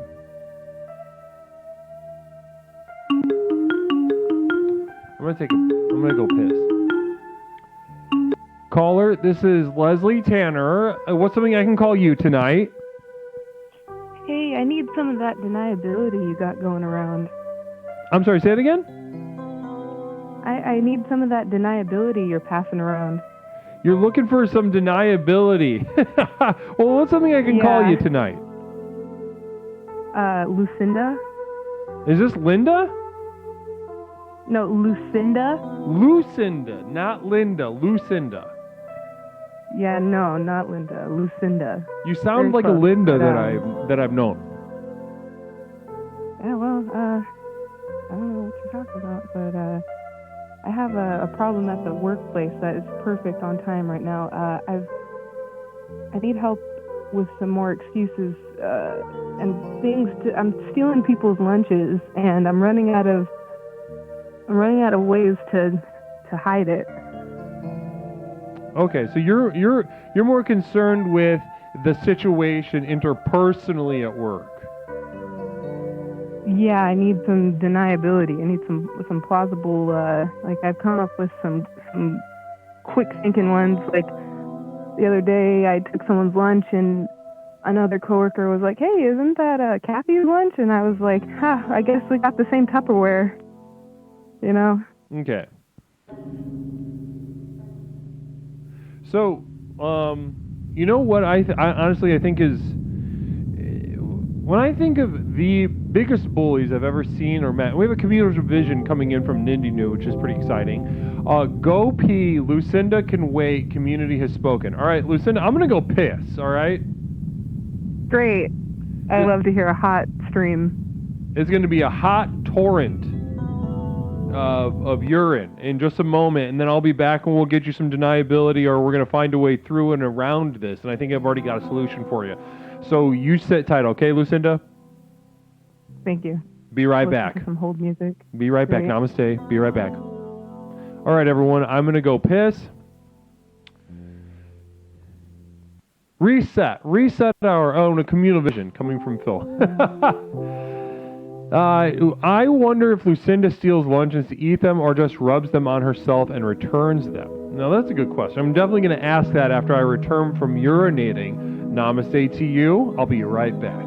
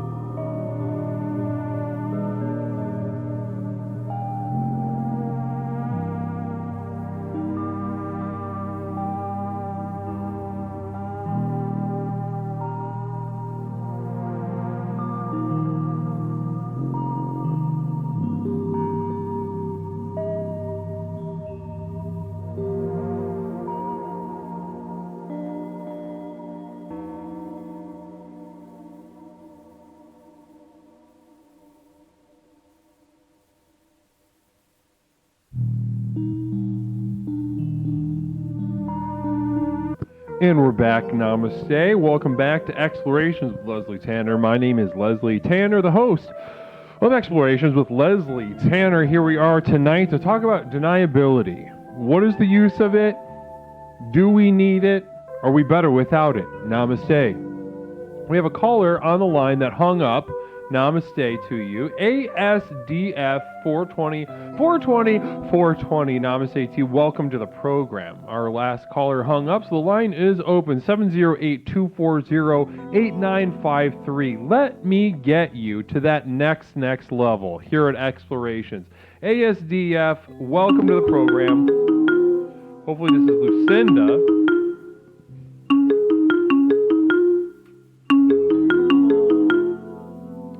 Caller, welcome to Explorations. My name is Leslie. What is something that I can call you tonight? Hi, Leslie. This is Phil Z. Phil Z. It's great to hear from you, Phil. It's been a little bit. I know. It's been quite a while. How are you tonight? Well, I'm fucking shitty. Fucking shitty, he says. I'm sick of this weather. I'm sick of humidity. I have frogs growing everywhere in my yard. I feel like it's the apocalypse.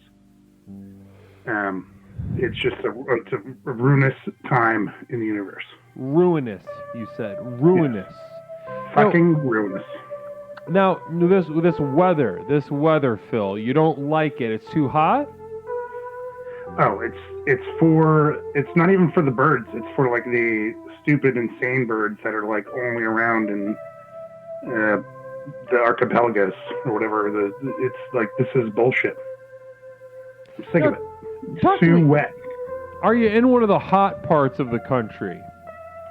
No, that's the problem. I'm supposed to be in like the old stupid cold ass area, and it's hot as balls, and it's so wet that they're just like, my pores are just seeping. I feel like it's bleeding out of my skin. Bleeding out of your skin, bleeding sweat. Regular sweat. Yeah, it's just regular sweat. That's how I feel. I did call about the topic. I had to think. There's the greatest art in deniability, and yes. I'm challenged by this in my life. Yeah, it is the denial of flatulence. And I've been afflicted dearly by this. I first thought I was lactose intolerant, and then I stopped drinking milk, and then I had celiac, and then the GERD.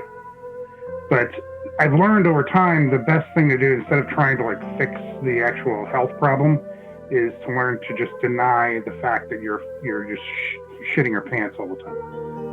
So you're calling to discuss the denial of flatulence or passing wind. Yeah, I've actually developed a process. It's a 3-step process. Okay, interesting. Let's go into this 3-step process of denying passing wind. Go ahead. So the first step is to just act innocent, hope nobody notices, right? So like, oh, you look around, hope nobody looks at you, right? So that's the first step. But once you notice, somebody else noticed, or if like the fart's super wretched, you're like, oh, dude, I'm fucked. So the next thing you gotta do is look around to see if there's someone else to blame. So you gotta be like, okay, was it a pet? Was it that other guy who like everybody thinks is weird? Is there somebody who's like culturally like, you might be eating a lot of like spicy foods. Okay, then you can like kind of be like, that's that guy. You kind of throw the thumb up to your left, and you're like, oh, it was the old John Q over there, or like a fat dude, or just like, you gotta look around, find the guy, and then the third step, if there's nobody else around, is just like you and like this sexy hot girl. Let's call her Linda, and let's say she's just like into you, and then all of a sudden you fart. You got to find a natural occurrence around. I think this might be the hard part. You got to find something around you that makes a fart noise. Could be a frog. Can you give us the what's okay. So give us the 3 steps real fast again. It's first, pretend you're innocent, deny, right? Then accuse, then environment. So it's almost like if you were going to court, for example.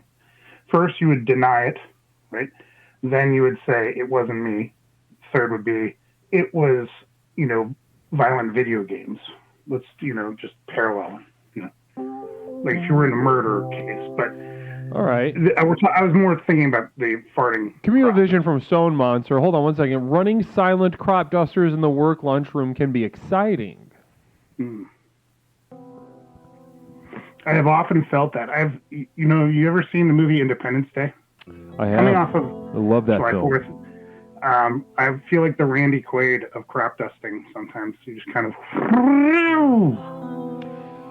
Now, listen, Phil, I think that in the spirit of tonight...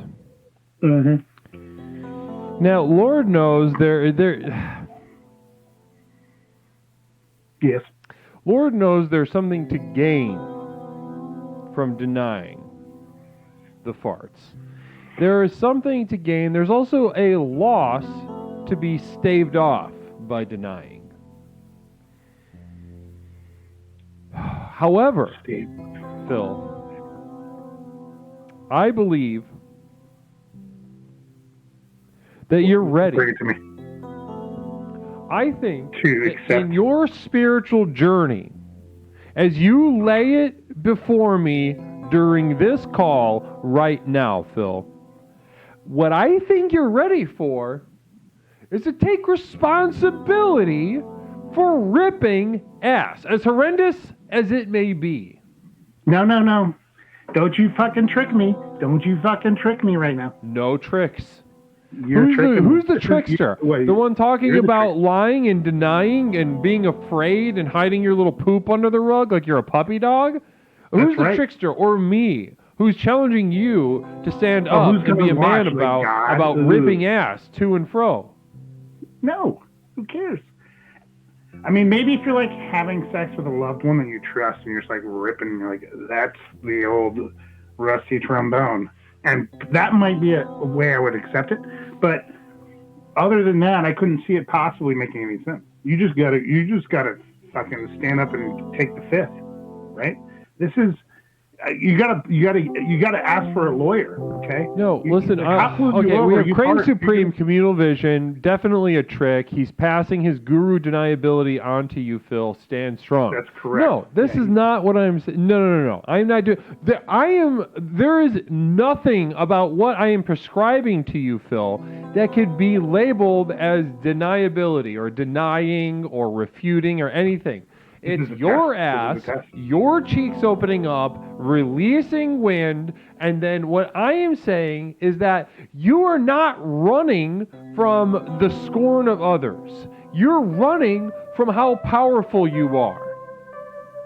This is a test. The power is in the deception. That is, you have to. If you're not human if you don't deceive. This is what God built inside of us. He sent us to the earth to deny the fact that we are all farters at one day or another.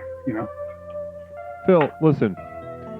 We can politic around back and forth all day and night. But what I'm saying, you're saying that there's power in deception, and you'd have to be a fool to deny that there is an extent to which deception and deceit and denying and lying, that it protects you to an extent, but only for so long. Once you rip ass enough, and just by the stories, I assume that you're like a serial, a serial ass ripper in your office or something, right? Correct. I've actually farted on other people's chairs and kind of like left it there so that when they come back to their desks, they sit down and think they farted. Yeah. You're like Jack the Ripper, but instead of murdering women, it's just ripping ass. So what I'm saying to you right now is sooner or later, this is going to catch up to you. Sooner or later, the people in your office are going to put A and B together, and they're going to say, Phil Z, there he goes. He's probably ripping ass and denying it like a fucking baby. Most of them are my employees. What are they going to do? Fire me? I'm their boss. No, but they're going to laugh at you. They're not going to take what you say seriously. You're hurting the morale. But imagine the strength of a leader in your position, the strength of a leader who rips ass, doesn't break eye contact, doesn't drop the agenda of a meeting, stays on the PowerPoint, and continues. Like Genghis Khan, like Napoleon. But what would it be like? I just did that. Should I like stop the meeting and be like, pardon me, that was my this we get into a stylistic choice here, and this is a very exciting place to be in this process, because at some point you could act like it didn't happen, put the ball in their court to react to it, or you could say, yeah, that did happen and I'm not sorry, and stare them down. And see who blinks first. But I think that's almost a bigger power move. I feel like my thing is more like, hey, you have this window. Just keep denying. It's your right to pretend like it didn't happen. It's your human right to lie. Listen, you can use conventions of philosophy, of politics, and we can start talking about rights, what someone deserves. It's all bullshit. Rights don't really exist. What does exist is the natural world, and in this natural world, you are a monster. You're ripping ass like crazy, and in denying that, there is some benefit, there is some strength, yes, but in denying that, what you are doing in denying the nature of your body, you are denying the power in your veins as we speak. You're denying yourself access to that next level, Phil. Yes. Well, I'm wondering, could I mean, there is this potential to use it to my advantage, but there's nothing criminal in tooting your own horn, figuratively and literally. No, so maybe there's. Listen, what I want you to do, let's start off small. Let's start off just baby steps, okay, Phil? Do an exercise. We're going to do an exercise. And next time you fart, I don't want you to stop denying immediately, okay? You keep denying as long as you need to, but... That's my default go-to. I know. I understand. I was born this way. I really get it. You're challenging my expectation. I need to... This is breaking me a little bit.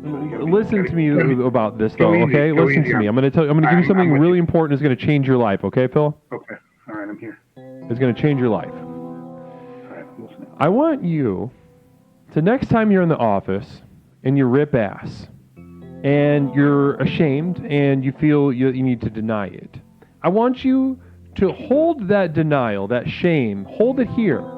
But then right next to that, I want you to hear my voice in telling you that each time your ass opens up and releases wind, it is an invitation to the next level.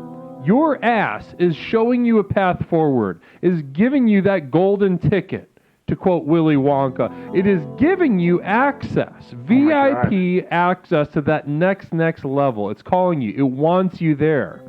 And you don't have to follow it. You don't have to stop denying in the immediate. But I want you to feel that shame. See that path of deniability. Then right next to it, I want you to feel the weight of the call to that next level as your ass opens up and expresses itself.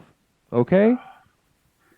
So what you're telling me is I'm like the Willy Wonka of farts, and I need to just allow it to be my domain. Well, you can be the Willy Wonka eventually, but right now you're like the Veruca Salt. You're I'm an early. Okay.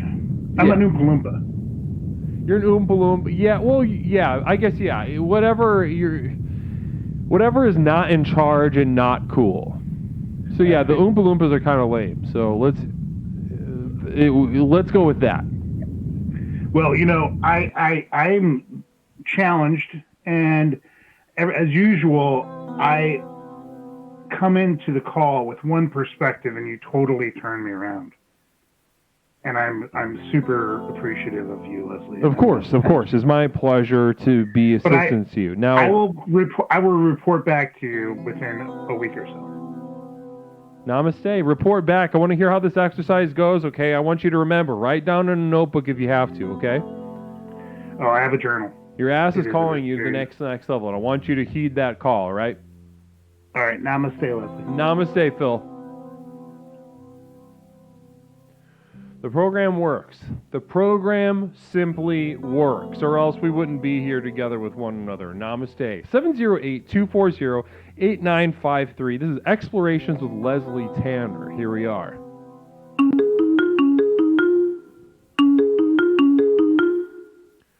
Caller, welcome to Explorations. My name is Leslie. What is something that I can call you tonight? Hi. Hey, how's it going, Leslie? My name is Isabeau. Isabeau, welcome back to the program. Isabeau, how are you tonight? I am good. I don't know why I said that like I never have before. You know what? Sometimes I got scared. Sometimes it just happens. Sometimes it feels silly, but I think overall it could be. It's kind of fun and exciting, isn't it? Yeah. It's like exploring all over again. It is. There's a funny way. You have a funny way of thinking about things, Isabeau, and I'm glad you called tonight. Thank you. Namaste. I'm actually at the gym right now. You're what? I'm at the gym. You're at the gym. You're are you getting ready to work out, or you all wrapped up working out? Well, after chat accused me of being an alcoholic, I decided to turn my life around. Wow. So you have been cured of alcoholism.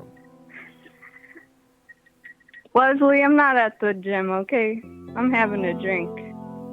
I'm chilling. Oh my God, that's funny. So what is the drink you're having, Isabeau? It is a special peach cider. Keeping it classy tonight. Are you at home, at a bar? Where are you at? I am at home in the comfort of my bedroom. It's very cold in here. Got the AC on and a fan. Nice. Very nice. So you're in a womb, essentially, a chilly little womb. Yes, I like to keep my room dark, cold, kind of like a basement, Now talk to me about Isabeau. Yeah, I don't know if you've been watching. Have you been watching the program tonight? I have. Okay. I'm playing video games whilst watching. So, Okay. Now, in and out. Have a little bit of insight into the energy that you're bringing to Explorations right now. What have you been playing? I'm playing Mario Party. Mario Party? Oh, yeah. Are you winning? So, it's so embarrassing. I got beat by a bot. So you're getting your ass kicked? I thought it was so good, and I got beat by a bot. Yeah, you're getting your shit rocked by a computer. Yep. Okay. Basically. So Leslie, okay, so we're bringing kind of a loser energy to the show tonight. I mean, if that's what you want to call it, I am not ashamed. I got beat by a bot. It is what it is, I know, it can be very comfy to get your ass kicked. Sometimes it feels wonderful to get your ass kicked. Simile. You know what I mean?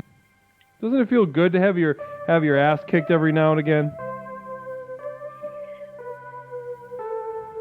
I think it needs to be normalized. Like, that has been lost in our society. Not enough people are getting their ass kicked. Get your ass kicked. Go get your Then ass talk kicked. to Go me. get your ass whooped. It can be very invigorating. Whatever happened to a good old-fashioned ass whooping is what I'm saying. 100% Isabeau. Now Phil Z is hitting us with a communal vision. Can't wait to read this perspective. We've got I keep going to the bot store asking for one that can beat me. Still on the wait list. Is from Phil. Any advice for Phil? I think if you just put your best self out there, it'll happen. Okay, well, Phil, keep your chin up. Just keep putting that you out there that everybody loves and knows really well, and it'll all shake out. I don't believe that, but that's the advice from Isabeau here. So, listen, Isabeau, ass kicked. Can I ask a random question? Please. What did you eat for dinner? I had little bits of Chinese chicken. Oh my God. Do you know how to... Alright, I'm going to tell you how to eat a good dinner of what I did today. You go to Whole Foods, right? You get a slim box of mac and cheese. Then you go to the sushi. You grab that sushi, right? Get a couple more things. Don't want it to be too obvious, okay? Get in that self-checkout line. Go to the register. Slide that slim box of mac and cheese right under the sushi. Boop it. Put it in the bag. You got yourself just fucking stealing from Whole Foods. and a bus mid-dinner. Yeah, fuck Amazon. Fuck Jeffrey Bezos. You know, it is. I cannot. Yeah, call the cops. I Call the cannot. cops, I will yeah. not call the cops. No way. But I cannot tell people to steal from Whole Foods. That's against the rules. But No, I get it. I'm not condoning it. not I'm condoning saying, it. You know what? Definitely do not go to Whole Foods and get yourself a nice, good dinner. Do for not the price do it. Of a box of mac But and if you cheese. do it, it's a Do lot not easier than do you think it. it's going to be. You know what I mean? Definitely don't do it. Don't do it. Stealing is bad. It's illegal. Don't do it. Naughty, naughty, poo, poo. Slap on your wrist. But if you do it, it's going to be a lot easier than you're afraid it's going to be on that, first couple times. So, something to think about. I just wanted to throw it out there. I was just saying. Huh? I just wanted to throw it out there. I was just saying, No, I appreciate that. Listen, and what I hear is the opposite. Some people, they steal and they like to tell themselves lies about stealing. They don't like to identify with it. They don't like to let others know that they have taken from others. Stone Monster shares, does stolen mac and cheese taste better than paid for? Gather. Isabeau, As question we from should. Stone Monster. Does stolen mac and cheese taste better than paid for mac and cheese? Oh, absolutely. Anything that is free tastes better. The adrenaline of the hunt, I feel like. The adrenaline, you feel like like an old hunter who had to stalk a gazelle for, a day and a half, and you're dehydrated. Listen, this is explanation. Explorations. This is my family. I'm going to tell you guys how to get this good sushi, okay? I wanted to share this with you. Also, last time, Leslie, you let me talk for way too long. You should have said, shut the fuck up. Oh my God. Isabeau, you're about at that point. You're about at that point. Now, Isabeau, if I give you 30 seconds Fair. to talk about deniability, would you do that? Could you do that? Yes. Okay, go. I deny the fact that I'm really fucking great because sometimes in my head I'm like, oh, you suck. Your life is shit. You're gonna die. Like, and all this other stuff. But you know what? That's bullshit. And I need to deny those negative thoughts No. and uplift and namaste myself. No, into you really fucked up the end of your call. tomorrow. Isabeau, this has been a really wonderful conversation. I don't agree with anything that you just said in the past 30 seconds, but That's I think fine. I think that you're proving Anyway. yourself to be a bright, shining star here in the community. Wait, I otherwise. wanted to say, can you make merch? Because I think you should. I'm going to at some point. Yes. I want a shirt that says, I'm not sorry and I never will be. Please. I think that would be a wonderful thing to put on a shirt. We should get some merch going. Should we get some merch going? Fuck yeah. Merch it up. Communal Vision from Blow Moisty. up, Leslie. Hold on, Blow shut up. up. My dad always said being honest your whole life means you won't have to remember, deny. Oh. Hold on. Remember or deny anything. Yeah, you can't what a load even of horse fucking shit. read, idiot. I don't. Yeah. Okay. Moisty hates. It doesn't sound like he's got a good relationship with his dad, and I agree. Fuck your dad, Moisty. Isabeau, let's get There some you merch go. going. Let's get some. I appreciate you. Putting that seed in the moist soil of our community here. We'll definitely get that going soon. Absolutely. Cannot wait. I'm going to rock that merch. You should be blown up. We just applied for partnership a little bit ago, so maybe for partnership we should get maybe a T-shirt or something. Well, namaste, right. Isabeau. It was wonderful to speak to you tonight. I really appreciate your generosity and warmth this evening. You too. As Namaste, always, Isabeau. Namaste. Namaste effing day. Namaste. Isabeau, what a treat. What a treat.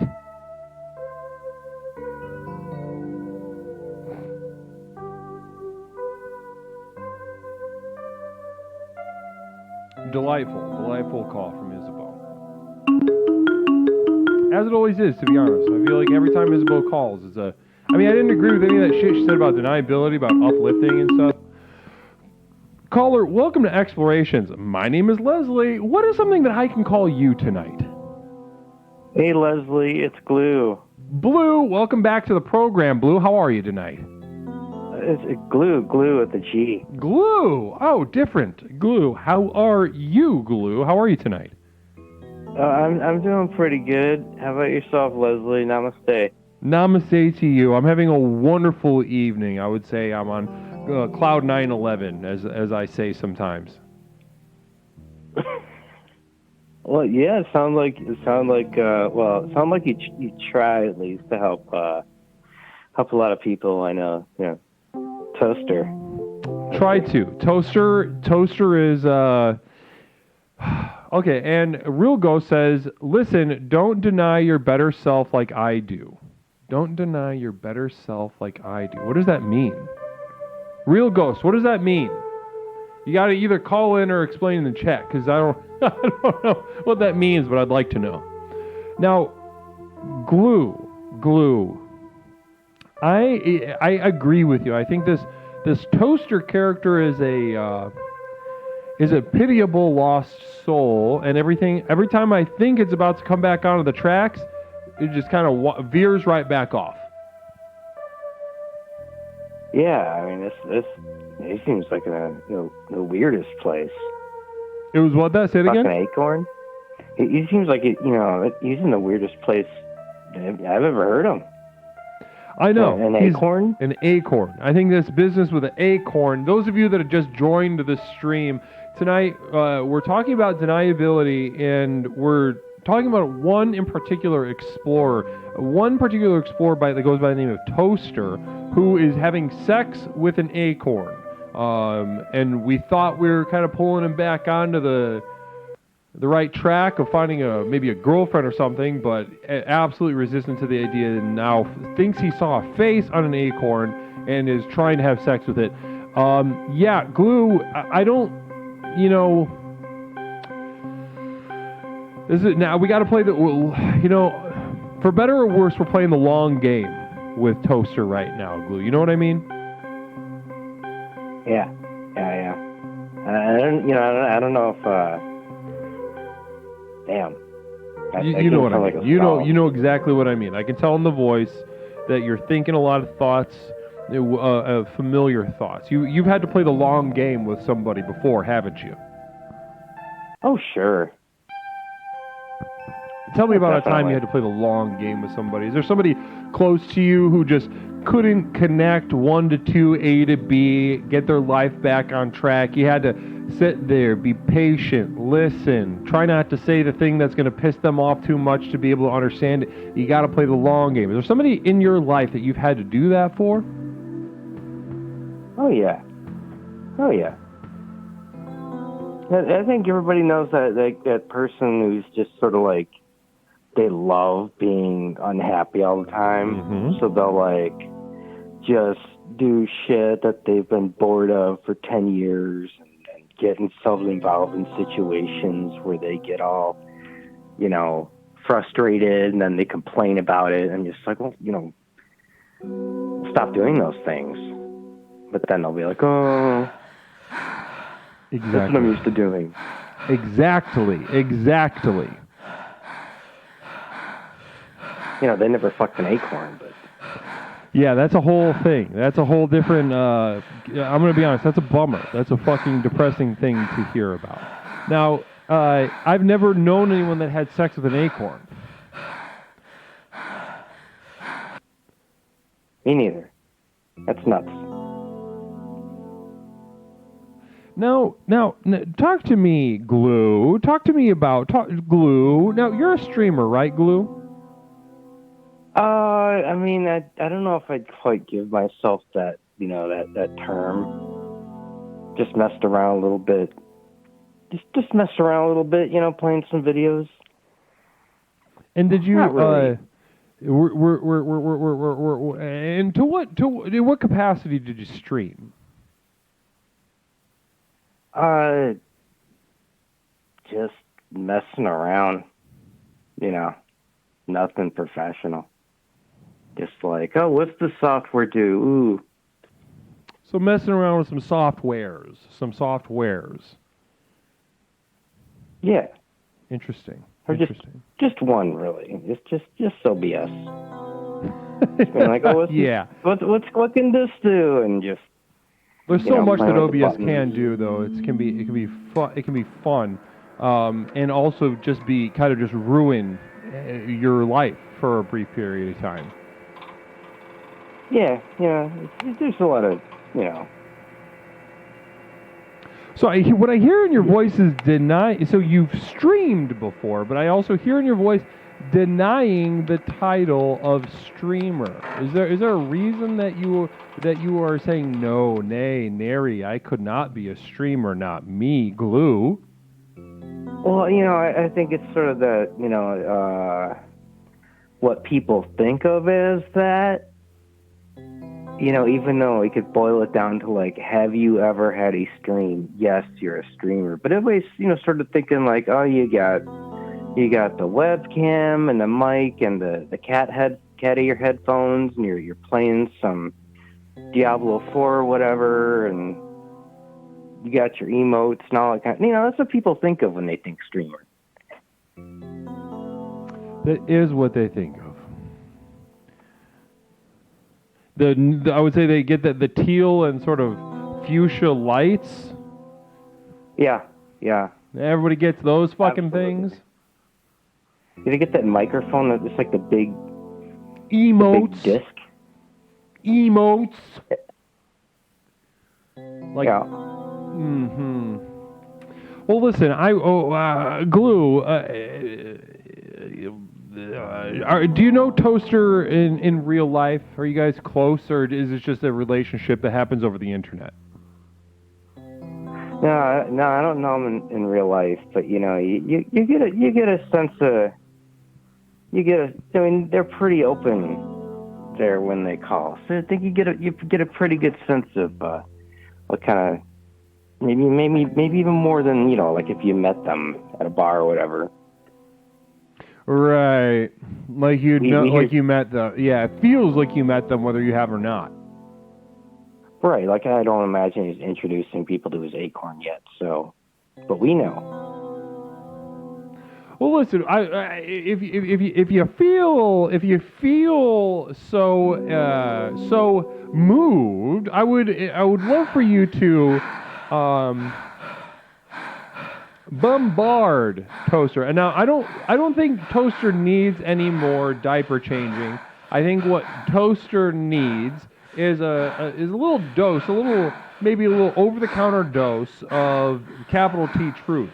And that truth is, for now, the important truth is you can't fuck an acorn. And I think, so if you do get a chance, if you could bombard Toaster with messages in that vein, you cannot have sex with an acorn. Yeah, I mean, after I ask him how he has sex with an acorn, because I'm curious. After you ask him how he does it? Yeah. So you're a little curious? Oh, definitely. Are you gonna like try to do this, or are you gonna you're just kind of curious for the sake of it? You know, I'm just curious, but you know. No, you I can't. wanna know what Listen, no, answers don't they go are. down this path. Don't go down this path. Well, you are the guru. I'm telling you, Glue. There's nothing but an extremely darkness on this path, and I don't want that for you, Glue. Okay. I want the bright shine of that next level. That's opposite of that. That's like the previous level. We want you on that next level. So bombard Toaster, but don't ask him how. I mean, ask him. Feel free. Yeah, go for it. Get into the details, because that might make you trust him, or make him trust you a little more. But then you definitely got to hit him with the sort of Scud missiles of stop trying to have sex with an acorn. Stone Monster, Glue, we don't want to lose another one. That's what Stone Monster says. We don't want to lose another one to this whole acorn business. Oh, I appreciate their concern. But it's good to know. It's good not to deny that you are a little sexually curious about this whole acorn business, and that's important to know. And I commend you. I admire you for that. I wouldn't say I'm. It's very obvious in your voice that you're curious. Well, yeah, I guess I am. Yeah, you are. It's okay. It's okay. We could tell. Couldn't we tell, chat? Couldn't we tell that he wanted to fuck the acorn? He was a little titillated by that. Namaste, Mama Joe, Brahma Joe, rating us. Welcome, everyone. Welcome, Raiders. Welcome, Mama Joe, Brahma Joe. Namaste to you. Can we please get, hey, everybody. Welcome to Explorations with Leslie Tanner. My name is Leslie Tanner, and I am the host of Explorations with Leslie Tanner, the program with which we explore the universe both inside and out, self, other, subjective, objective, and we interrogate the border between these two seemingly disparate worlds to harness the true power that courses through our veins even as we speak right now. Namaste to you, Raiders. So guys, go follow. If you're not following Mama Joe, Rama Joe, go smash follow. Very entertaining, very fun, lots of goofs, lots of entertainment, fun music. Go smash follow. Very fun Twitch channel. Namaste. That being said, though, some streams are duds. How was yours? Was it good or was it shitty? Like it wasn't a good one, because sometimes that happens and you can't help it. You know, I just need to know what kind of energy has been thrust and skeeted into the womb of our community here. Are you still around? Still probably wrapping up some chords and what have you. These things happen, yes. It was delightful. Ramajo was playing video games. Oh, well, namaste. Okay. It sounds fun. It sounds laid back and fun. Namaste to Cherish. Thank you so much for that gifted sub. DJ Steve, you enjoy that. You enjoy that. Namaste. So listen, Glue, be curious. Know that you are curious, but I want you to know that there is only darkness down that road. We need to pull you back. We need bright, shining explorers, not dark little baby pussy explorers. Okay?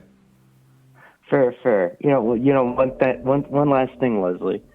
I think there's one person in this chat who really needs the program, who really needs that help, and is denying things, and that would be Moisty Unicorns. Wait, what? Moisty, you said? That's right.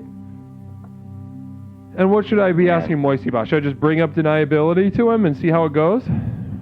Yeah. You might ask what their hatred of music is, and okay. Well, I'll bring it up. I appreciate you being honest. I appreciate you being honest with me and your concern for another explorer. I'll definitely bring it up with Moisty. All right, you hear that, Moisty? You're on thin ice. All right. Namaste, Leslie. Namaste to you, Glue. Bless you. Wow. Mama Joe, Ramajo, once again, thank you so much for joining us tonight. I really appreciate that. And Mama Joe, good luck with those emails. Lord knows those are no fun. Up late doing emails? That sucks ass. Caller, welcome to Explorations. My name is Leslie. What is something I can call you tonight? Hey, it's Lucinda, the lunch thief. I'm back. Lucinda, welcome back to the program. Yeah, I had to go pee when you had to go pee, and then it was like, whoa, and then Phil got on with that disgusting call. Disgusting call.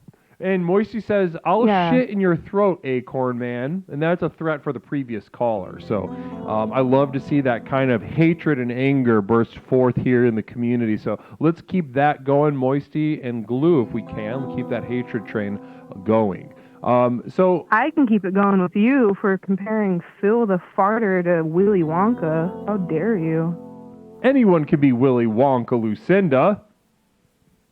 No, that's appalling. I'm shocked and appalled. I thought the worst thing to happen to Willy Wonka was Timothy Chalamet, but no, it's you and Phil. No. Listen, what we're doing is using Willy Wonka as an example of the role that... Let's not use Willy Wonka at all. Let's just not use Willy Wonka. Excuse me, what is so great about Willy Wonka that we can't use as an example, Lucinda? Oh, I'm supposed to listen to you, and you are asking me what's good with Willy Wonka? What good is Willy Wonka? Listen, I enjoyed the movie. Who gives a fuck, though? The movie? There's 2 out right now, and 1 coming out in Christmas, so... Wait, hold on. So there's the original, there's the one with Johnny Depp, and then there's 2 more? Yeah. There's another one that's total of 3 Willy Wonkas. So total. by the year's end, there will be 3 canonical Willy Wonka films. Plus 4 if you count the books. So don't fucking disrespect the name. I'm talking about the movies I'm not going to read. I can't read. A fucking shitter in the office you offered the golden ticket to. That's disgusting. Listen, I'm not going to read, and I don't care about reading. I'm not about to start to learn how to read. So don't... let's change the subject. Now, I don't understand why... Communal Vision from Nindy New. I hope there are a million Willy Wonka movies, you twat. Now, am I the twat, or is the caller a twat? Who's the twat here? Who's the twat? I'm guessing you. I'm guessing it's you. I wouldn't assume that it's me, because I'm right about what I'm saying. I don't think you have any fucking idea of what you're saying. Stone Monster, I gotta know, does this hot chick have a Willy Wonka tattoo? Who else up wonking they Willy? What was that? Who else up wonking they Willy? Is that your tattoo? Is that what your tattoo says? I don't know. I can't say. That's a yes. All right. Communal Vision coming in from Philzy. I heard Willy Wonka ate foie gras babies. Who's the freak now? The heck? What Willy Wonka? Not Senor Wilder. I don't know. Yeah, you don't know anything about him. How about No. you get back to helping me with my fucking lunches? And I thought I wanted some information, but after Phil's call and some other stuff going on, I don't know if you have credibility. I don't have credibility. Well, that's hilarious. Do you have who has more credibility, me or you right now? Who has a Twitch channel with probably 80 or 90,000 people watching? Oh, okay. Definitely not yours. Maybe like XQC, I guess. I don't know. Yeah. Well, XQC it couldn't find his ass with both hands. Well, he's the most credible out of all of us right now, so. I don't think so. I don't think he makes. He's one of these people that makes media for fucking 11-year-olds. Hey, 11-year-olds are people too. Yeah, I know, but who cares about him? Not me. That's, wow, true. I didn't think of it like that. Right? Now, when you hear it like that, Stone Monster, does her tramp stamp say Willy Wonkin all night? Wonk train, woo woo. Wonk train, woo woo is what it says. Well, listen. All aboard. I think we're gonna have to agree to disagree when it comes to this Willy Wonka business. I don't know exactly why it holds such a place of honor and respect in your mind. But Because I care about cinema, you fucking Neanderthal. cinema, okay. Because cinema's really good. It can be. I bet you like some. What was that bullshit that you watched? Something about a anchor or a horse or some shit? Good memory. The Turin horse. Yeah, you like the war horse with fucking Tom Hiddleston. The Turin horse. It's a fantastic film. Well, Cindy, you got a mind like a trap. A demon's trap.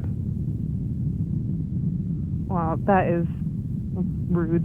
You're like Tumnus, but you smell like shit and you got a weird foreboding energy. Okay, I didn't come here to get fucking bullied. You're coming in here fucking skeeting all over me in my studio and I can't swing back? Can I enter the fucking dojo? Yeah, you entered the dojo. Oh, alright, fair enough. Listen, I love to spar with you. You're a formidable sparring partner. Namaste, and I really appreciate you bringing that energy. Though, as your guru, I do need to ask you what was it that you initially even called about before our mutual pee break? I was taking lunches from my coworkers, and I'm running out of excuses on lying to them about doing that. Yeah. No, you want to know the first thing I thought of when you told me that? Pretty smart way to save money. Yes. That's a terrific... That solves a lot of problems for you in one pattern of behavior. You stick to that, and it's creating new ones. What was that? It's creating new ones, which is bringing me to you. It's creating new ones. I don't want you to create new ones. Here's what I want you to do. You are feeling the heat. Am I right? Oh, Communal Vision coming in from Mr. Defo. Caller put a box of mac and cheese under your sushi and boop it, free food. Oh, there is a Whole Foods nearby. It is. I officially, as a Twitch channel, cannot say go steal from Whole Foods. Right. Don't do it. Don't do it. Do not do it. It's poo-poo, but it's not difficult. Pay full price for everything you ever see. I wish them the best. I wish Whole Foods nothing but absolute maximum profitability. I hope you give them even shittier dental care and yeah, less money for the employees, more money to the product and the stock market holders. I agree. Absolutely, 100%. So listen, but you're feeling the pressure about stealing these lunches, right? You're coming up with lies. You're coming up with ways to deny to these people's faces that you're stealing their lunches, right? And you're kind of running out. You're feeling this pressure from the outside. Am I hearing you right? Yeah, I came up with some good ones, but they're stretching me pretty thin. Communal vision from Beef Supreme. Maybe you should poop in the refrigerator. Then they'd be talking about stolen lunches. Then they wouldn't be talking about stolen lunches. This is not Phil's office. I ain't doing that.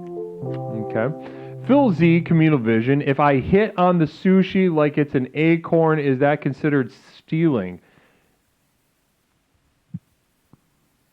It's like a toddler just kind of saying words that he heard.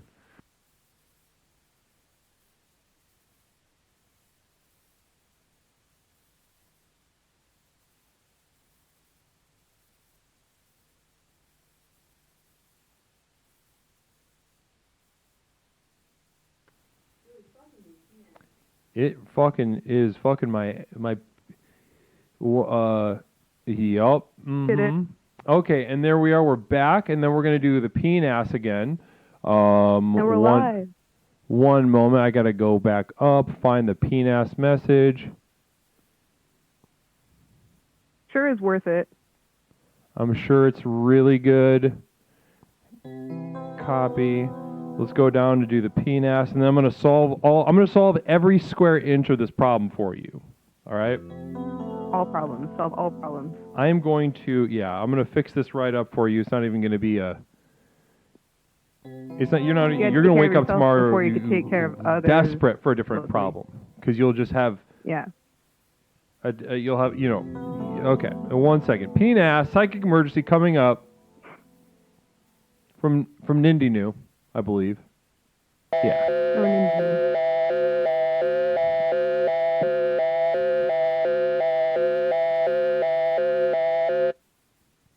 This is the Psychic Emergency National Alert System, also known as PNAS.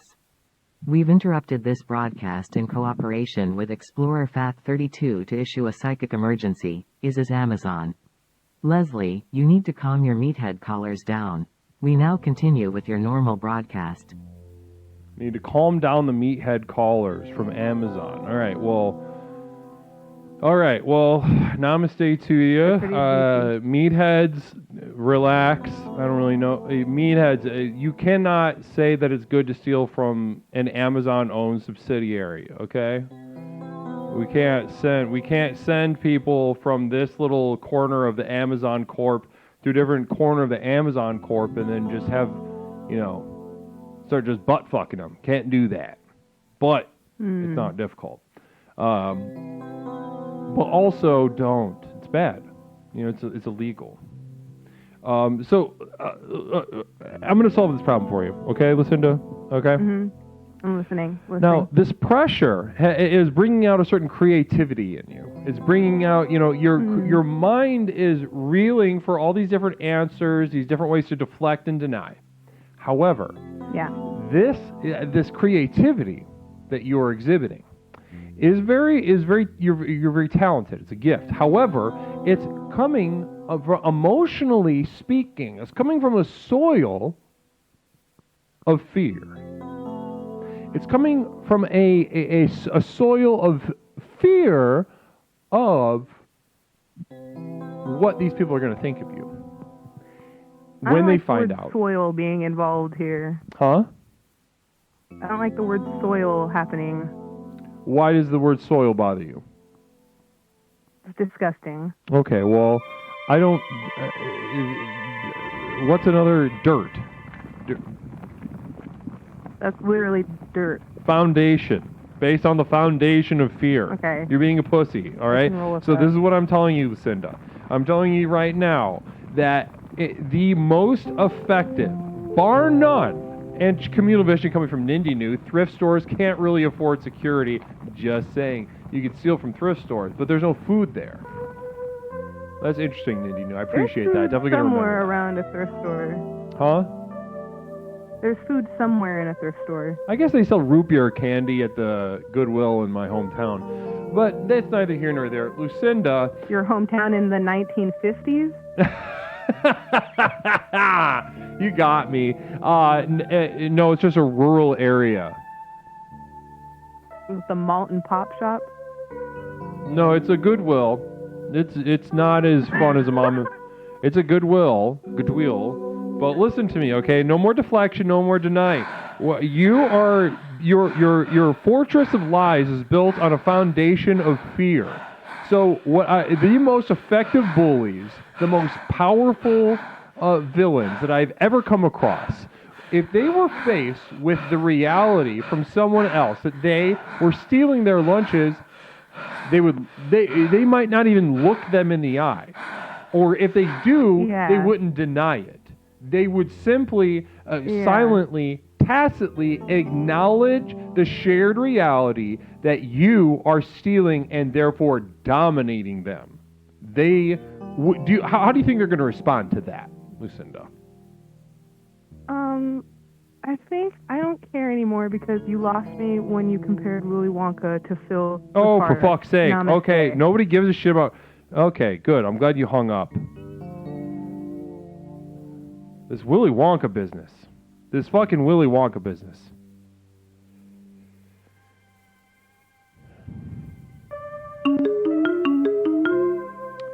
Caller, welcome to Explorations. My name is Leslie. What is something I can call you tonight? What's up, Leslie? It's Hoosteen. Hoosteen, it's good to hear from you, Hoosteen. How are you doing tonight? Pretty good, Leslie. How are you doing tonight?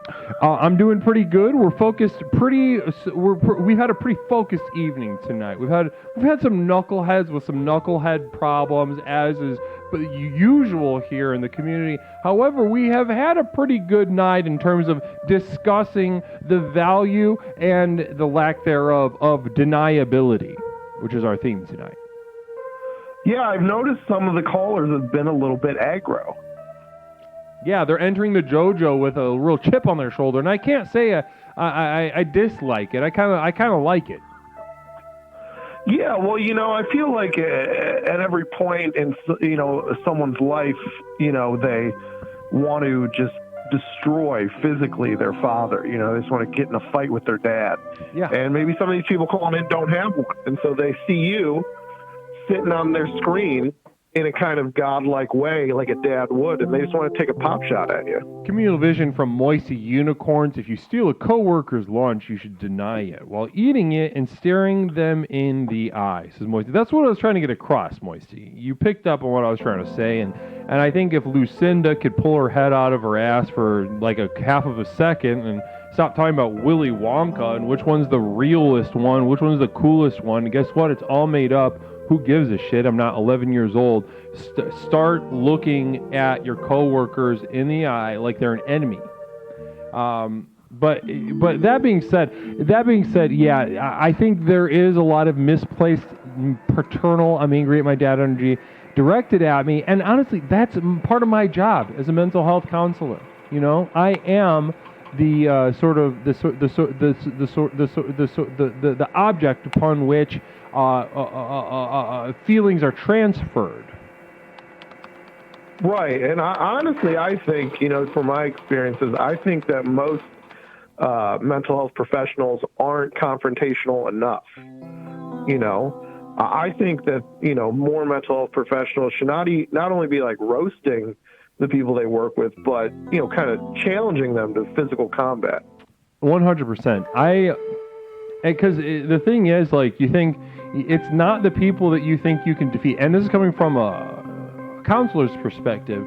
You can train and whatnot, but you'll never truly be ready to fight someone physically in the context of therapy. It's a very different emotional cocktail of a situation. Do you know what I mean?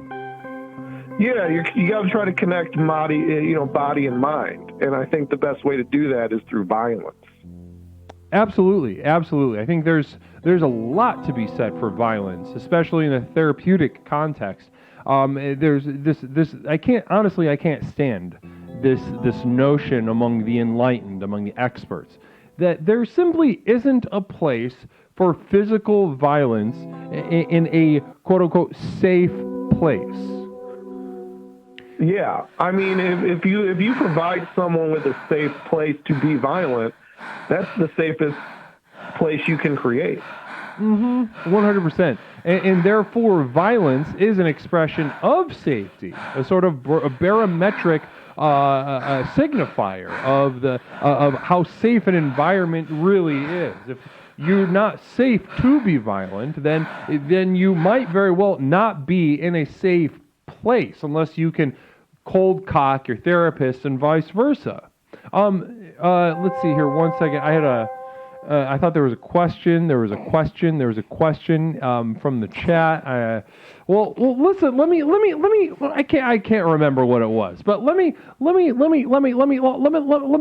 press you on this, Hussein. Let me get your reading on it. We're talking about deniability tonight. Yeah.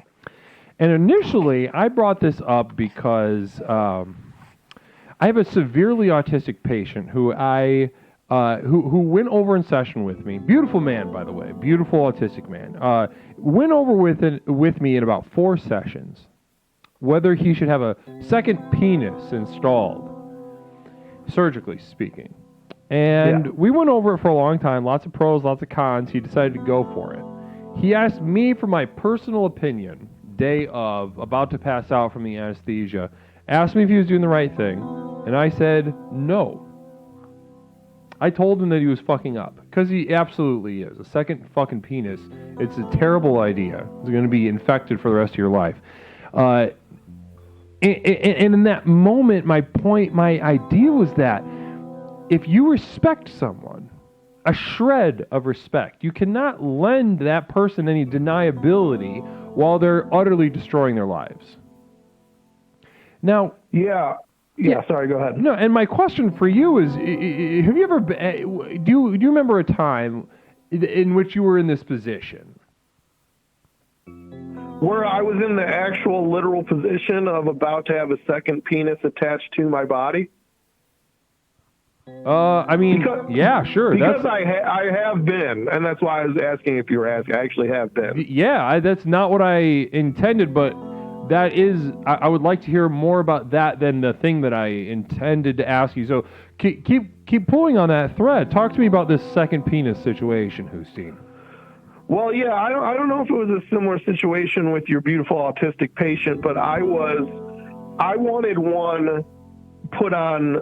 I don't know where he was getting his put on. I don't know if he was getting it like right next to his current one, but I wanted one on the back. Like just right above my butt crack sticking out. Mm-hmm. I thought when it was flaccid, I could just kind of tuck it in between my cheeks, and then when it's hard, it's just rip roaring kind of thing. And because I guess what I always thought, I'd just been having sex kind of in a standard way up to that point. Right. And I don't know, maybe it's because I'm a Virgo, but I'm just such an efficiency guy that I noticed, like, I'm just slamming this big old hog on the downstroke. On the upstroke, I'm creating potential energy, but that's it. You know what I mean? I'm not pleasing a second partner when I could be slamming back if I just had another dick on my back. So that was my plan, is to just basically, I thought of like I just would be losing no stroke. I'd be going forward, fuck, back, fuck. I could be increasing my fuck kind of proficiency by 100%. And so that was my plan. That's interesting. It reminds me of a style of bass playing where the bass player will put their thumb down over a string and then back up with the back of their thumb. Therefore, sort of hitting a hammer on and off sort of situation with the string. Boo boo. They get two notes for one. But what you're talking about is absolutely blowing my mind. And honestly, I feel as if you have one over the Lord, our Creator, in this. Because I think if he knew what the fuck he was talking about, or what the fuck he was doing in the first place, he would have done what you just proposed. Yeah, and I mean, I think we all know that the Christian God is the true God, and but that doesn't mean that there aren't fair criticisms against him and his creation, the Bible. And I think a lot of people say that work is kind of misogynistic, and I tend to agree with it. I don't think you have an all-loving of women creator if you're not letting the men of that species just double bang. If you're just leaving a whole stroke that's only creating potential fuck energy and is not actually fucking, I mean, that's not a really good God in my opinion. I believe in him fully and think he is the truth, the light, and the way, but I think he's kind of a dog shit maker, if you will. I couldn't agree with you more. I think that just the idea of the thinking of like would you use a pressure cooker that just let steam go out, because that's basically what's happening. You got the backstroke of the ass that is just like leaking gasoline out. Namaste, Zuffalo. Welcome to the program. Zuffalo, namaste to you. Bless you and welcome to the program Explorations with Leslie Tanner. My name is Leslie. It's wonderful to have your presence here. Namaste. Now, Hussein, now did you go through with this? If I were to look at your naked ass right now, would you have a penis hanging over the top of your ass crack, or did you have second thoughts? Yeah, honestly, I don't. You're just going to see a standard old crack, just only there for receiving, not for giving, unfortunately. And I guess just this was, I'm a little bit older now. This was when I was a little more kind of just thought I could pull this off just energy-wise. This is maybe 10 years ago. Long story short, I don't want to get too graphic. I don't want to get a channel strike against you, but let's just say the technology wasn't there yet. Just think of like breast implants from the 90s. Just those big old melon-looking rocks on a chest. Right. That was where the tech was at. So, I did some hard thinking on it, and it just wasn't for me. But I don't know if things have gotten better. I mean, you see hair plugs now and things like that. Like, the shit looks good. So if the second penis technology is there, I mean, maybe the beautiful autistic man should go through with it. But, I mean, I think I agree with your advice about not giving the man deniability. But I'm interested to see if he did it, and if he did, how it worked for him. Oh, he did it. He certainly did it. It's just not... he was he didn't put as much thought into where. His is kind of to the right of his current cock, a little bit below the hip bone. So Phil Z says, does this caller have a tramp stamp tattoo of a Nathan's hot dog? Is this something you have? No, I feel like a tramp stamp of a hot dog, that would look like a penis going into my ass as opposed to an ass position penis going outward for pleasure. Which, that's just not my game, but, no hate on that. But no, I don't have that tattoo. Honestly, it would probably just make me sad for the things that I can't have, It would just make me feel regrettable. Okay, I see. Listen, I had no idea we were going to go down this road of a second penis and sort of really open up the territory of this, but it's been really enlightening to hear a perspective such as yours about this second penis business. Now, one thing I've noticed, though, in line with the theme of communal vision coming in, from Moisty Unicorns, caller should reroute his urethra into his asshole. I mean, again, I think people are maybe missing the point. I don't mean to be rude to the Explorers, a family that I hold dear, but I mean, I think that could maybe give me pleasure. I mean, I think the male asshole is full of pleasure centers, but I'm trying to give out more pleasure. I'm trying to double my pleasure output, which in turn would give me more pleasure because I'd have a second penis with all those nerve endings and stuff. I'm not sitting here trying to be a saint, Leslie. I'd get something out of it too. Absolutely. I don't know if reroute my urethra would do what I'm looking for. Well, listen, I've noticed one thing in your tales, and it's sort of I want to ask you before you go, is that you said I've noticed a lack of deniability in your voice. You're not trying to deny your experience with this whole two penis state of mind. Can I ask you, was there ever a time in your life, Hussein, where whether it was fear or shame or something that sort of kept you in the one penis closet, reluctant to share your story as openly as you've shared it tonight? Yeah, really what it is it's just like, and again, like I feel this is just another thing, like since that time when I was looking into it, the poly community has kind of become more of a thing. And, God bless whatever lifestyle choice you want, but a more annoying group of people you couldn't meet. I mean, just purely just so 100%. boring and just tiring just to deal with and talk to. And so I just kind of, I feel like I have shame because, like, again, like I've told you, like I've told the explorers, this was purely a sexual proficiency measure. But I feel like when you tell people now, I wanted a second dick so I could, increase my pleasure output and conversely my pleasure input, people think, oh, you're trying to be poly, like you want to have a throuple. And I'm like, no, not one of those. I'm a Virgo, baby. I'm just about that efficiency. And so I think it's more the shame of people thinking that I'm just a monogamous guy that just wants to keep the pleasure flowing, 100%, and I would also be pretty indignant if I was if I came across as poly. I would have to take a really long, hard, serious look in the mirror about what I am conveying to the outside world. Yeah, I agree. And that's I think where I was at, and that is what has made me feel shame. The extra penis on the backside of my body, no shame on that. I mean, I would never feel shame about my body, and I don't think anyone should. I mean, just a second penis, grow up. But someone thinking that I want, some sort of like non-monogamous, ethically non-monogamous thing, like that would make me feel like a real piece of trash. Mm-hmm. Yeah, I mean, even that term is. I wish everybody the best with their paths, and ultimately they're all equally debasing and miserable.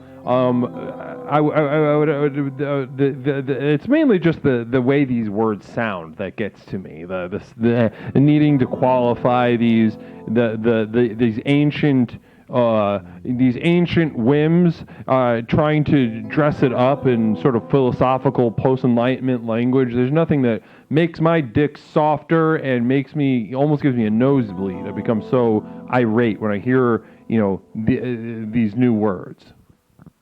Yeah, leave it to that community just to make a suck and fuck fest just sound like a goddamn, ancient history lecture or something. Yeah, like I'm learning about Socrates or something. I think fisting should be in this guy's future. What better way to spread them pleasure than a prostate punch since I was Dragon Ball? So, Hussein, I'm gonna leave you on that. I'm gonna leave you on that note. I want you to look into fisting per 7th Dragon Ball. The suggestion of 7th Dragon Ball. I want you to at least just kind of think about it and let us know how that works in your mind after you play with it a little bit. Thank you so much, Leslie. I never come here with any sort of agenda, but we always somehow get into hog talk, and I appreciate you for always taking the road with me, even when it comes upon us. Namaste to you, namaste to the explorers. I'll talk to you later, buddy. Namaste, Hussein. You have a wonderful evening. You too, buddy. You too, bud. Wow, wonderful call from Hussein. Really fun stuff. I appreciate that energy as always. Namaste. Guys, we have time for one more caller tonight. One more caller, 708-240-8953. We got someone on the line right now. Very exciting. Caller, welcome to Explorations. My name is Leslie. What is something I can call you tonight? It's Mish. Mish, Mish, it's great. Everybody, it's Mish. We got Mish on the line. Mish is our final caller for the evening. Mish, you seemed sleepy earlier from the chat. Is that true? Mm-hmm.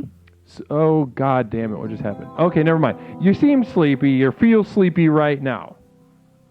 Yeah, I got a headache. In this headache business, and is it affecting your spirit? How are you feeling spiritually speaking? Feel squinty. Sleepy. We got a spiritually sleepy bitch on our hands. I'm squinting my eyes a lot. Can't open them good. Spiritually squinting your eyes as well. Yeah. Sort of looking in, towards or away from the abyss, looking for a place of solace, but ultimately just having to squint and have a headache and wait to go to sleep because you're sleepy in a spiritual sense. For sure. Yeah. Well, wonderful to hear that from you. I love to hear that little update from you. I appreciate that. Oh, yeah, you're welcome. Thank you for allowing me to be welcome. I feel welcome in your presence to ask such questions. That's great. That is great. I think our rapport is pretty solid right now. And we have a communal vision coming in from Phil Z. Very exciting. Can't wait to read this perspective.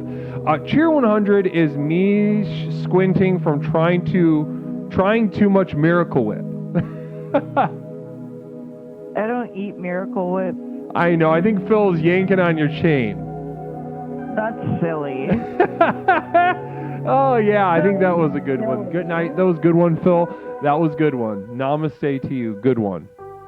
Now, Mish, talk to me about anything that we've talked about tonight, because this is the final call. So we're going to be wrapping up, summarizing, bringing things to a close, and we've certainly opened up a series of avenues throughout the procession of the show tonight. So, what's the first thing that stands out in your mind of some horse shit that we discussed tonight on Explorations with Leslie Tanner? I hope Toaster will be happy one day. So we're worried about Toaster. Toaster is the first thing on the top of your mind after we close up shop here tonight. You're worried about Toaster. Yeah, that acorn thing, I know we've all agreed that it's not good or possible, really. Uh-huh. And I think it's just because he's not happy. And I just hope that one day he's so happy that he's, like, bored, you know? Yeah, there's something cooking in there that I don't know where it's going to go. I think he's so afraid of being content that he's trying to make the impossible possible. He's trying to turn water into wine. Yeah, I mean, with that body pillow, Kamiko, was that her name? Yeah, uh-huh. He had the drama of, like, murdering her, you know? Mm-hmm. But I don't know, this acorn just sounds a little less exciting. Well, you can't even murder the acorn. I think that we're cutting off these avenues that he can get away from his unhappiness. And we took away the body pillow. What's even less accessible than a body pillow? Communal vision coming from Phil Z. I'm worried that Toaster anally inserted an acorn is now an alien subhuman. I mean, that's probably the only way they can have intercourse. Yeah, just putting the whole... That's very intimate. Yeah, listen, with Toaster, I'm confident that's going to get worse before it gets better. I think we're seeing that play out in real time. But I am confident that we're going to get him into the zone of having sex with a human being. That'd be crazy. Crazier things have happened on this channel in this program. It's true. Crazier things. Now, and we have a communal vision. Wow, from Mr. Defoe, very exciting. Denial of oxygen brings peace to the troubled mind. That is true. Somebody is seeing beyond the veil tonight. Namaste to you, Mr. Defoe, and bless you for that insight. I really appreciate you being so generous tonight with that mind of yours. Now, Mish. Hello. How are we feeling? Are we feeling more or less sleepy than the beginning of this call? Less. Less sleepy, getting a little more awake, a little more light in those eyes. Yeah. Wonderful to hear. Well, now tell me about this. Tell me about this. Do you think I should, that example from the top of the call, this sort of anecdote or sort of parable where I told, my autistic patient, that beautiful man, I told him as he was heading out for surgery, going to sleep, getting that second penis installed. Do you think I did the right thing? I mean, I know I did, but I'm interested in your perspective. I think you did the most fun thing. Wonderful. Then that's all you know at the end of the day. Saturn Tour, namaste, and thank you so much for that subscription. I really appreciate that. Bless you, and namaste to you this evening and all evenings. Namaste. The program works. If it didn't work, it wouldn't be working. Obviously, it is working. Duh. So I think so. I think so. I think I did by far the most fun thing. And I think in choosing the fun thing, I think, there's a pretty good batting average. I don't want to speak in absolutes. But I think in general, you're picking the most fun thing, you're picking the right thing. That's right.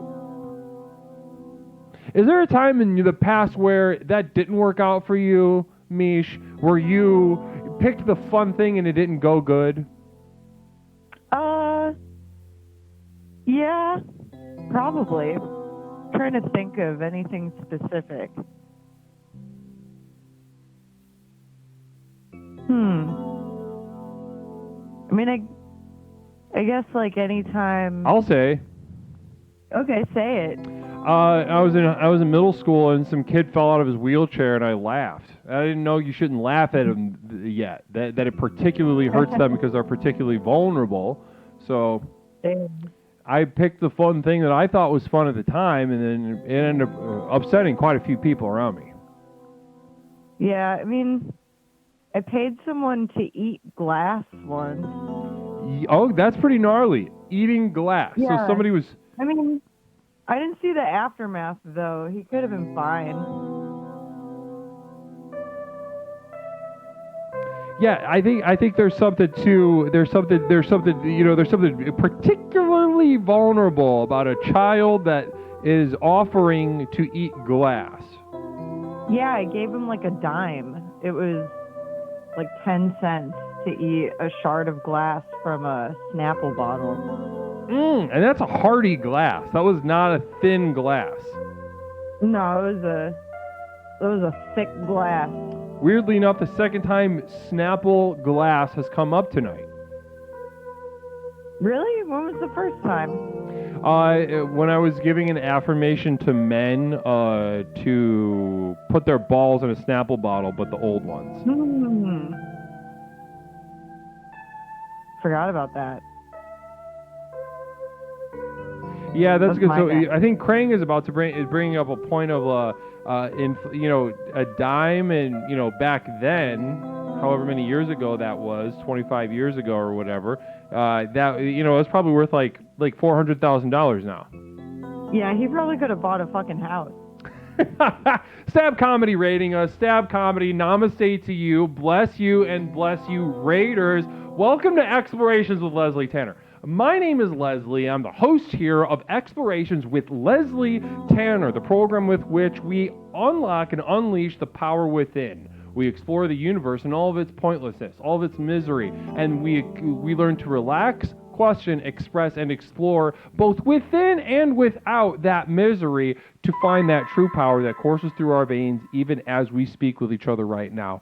How? Thank you so much. Everybody go follow Stab Comedy. Join me in following Stab Comedy right now. Namaste. How was the stream? What kind of shenanigans did you get into? We also got Mish on the phone. Mish, thanks for being patient while I talked to this Raider.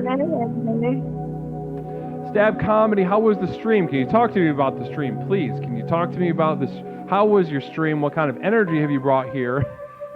What kind of energy? If it was a stinky energy, sometimes they can't, and I don't mean that to be offensive. I mean, some streams just go, like that, and it ends on a dud. Maybe somebody says something weird, maybe you're in a weird mood, maybe you get a weird phone call, maybe you start crying, maybe you get a nosebleed, maybe you shit in your pants on stream, try to raid to deflect it, but it's too late. They know what you did, and you bring that energy to another stream, therefore kind of bring that poopy sort of nosebleed energy. Mish will wait patiently like I, says Nindy New.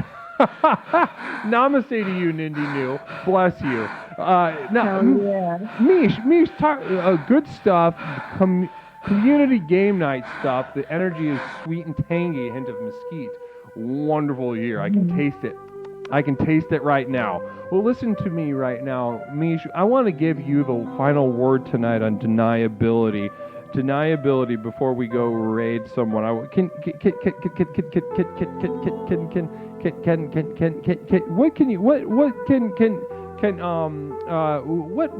when it comes to any of the shit that we've said tonight, what do you think? Communal vision coming in. Namaste. I kissed a game and I liked it, says Phil Z. Phil Z is just outer space zone right now. Crazy. He's getting silly.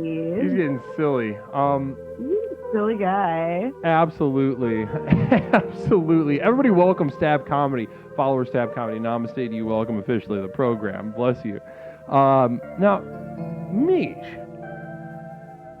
do you think your opinion? I've got my opinion. I'm the guru. I'm right.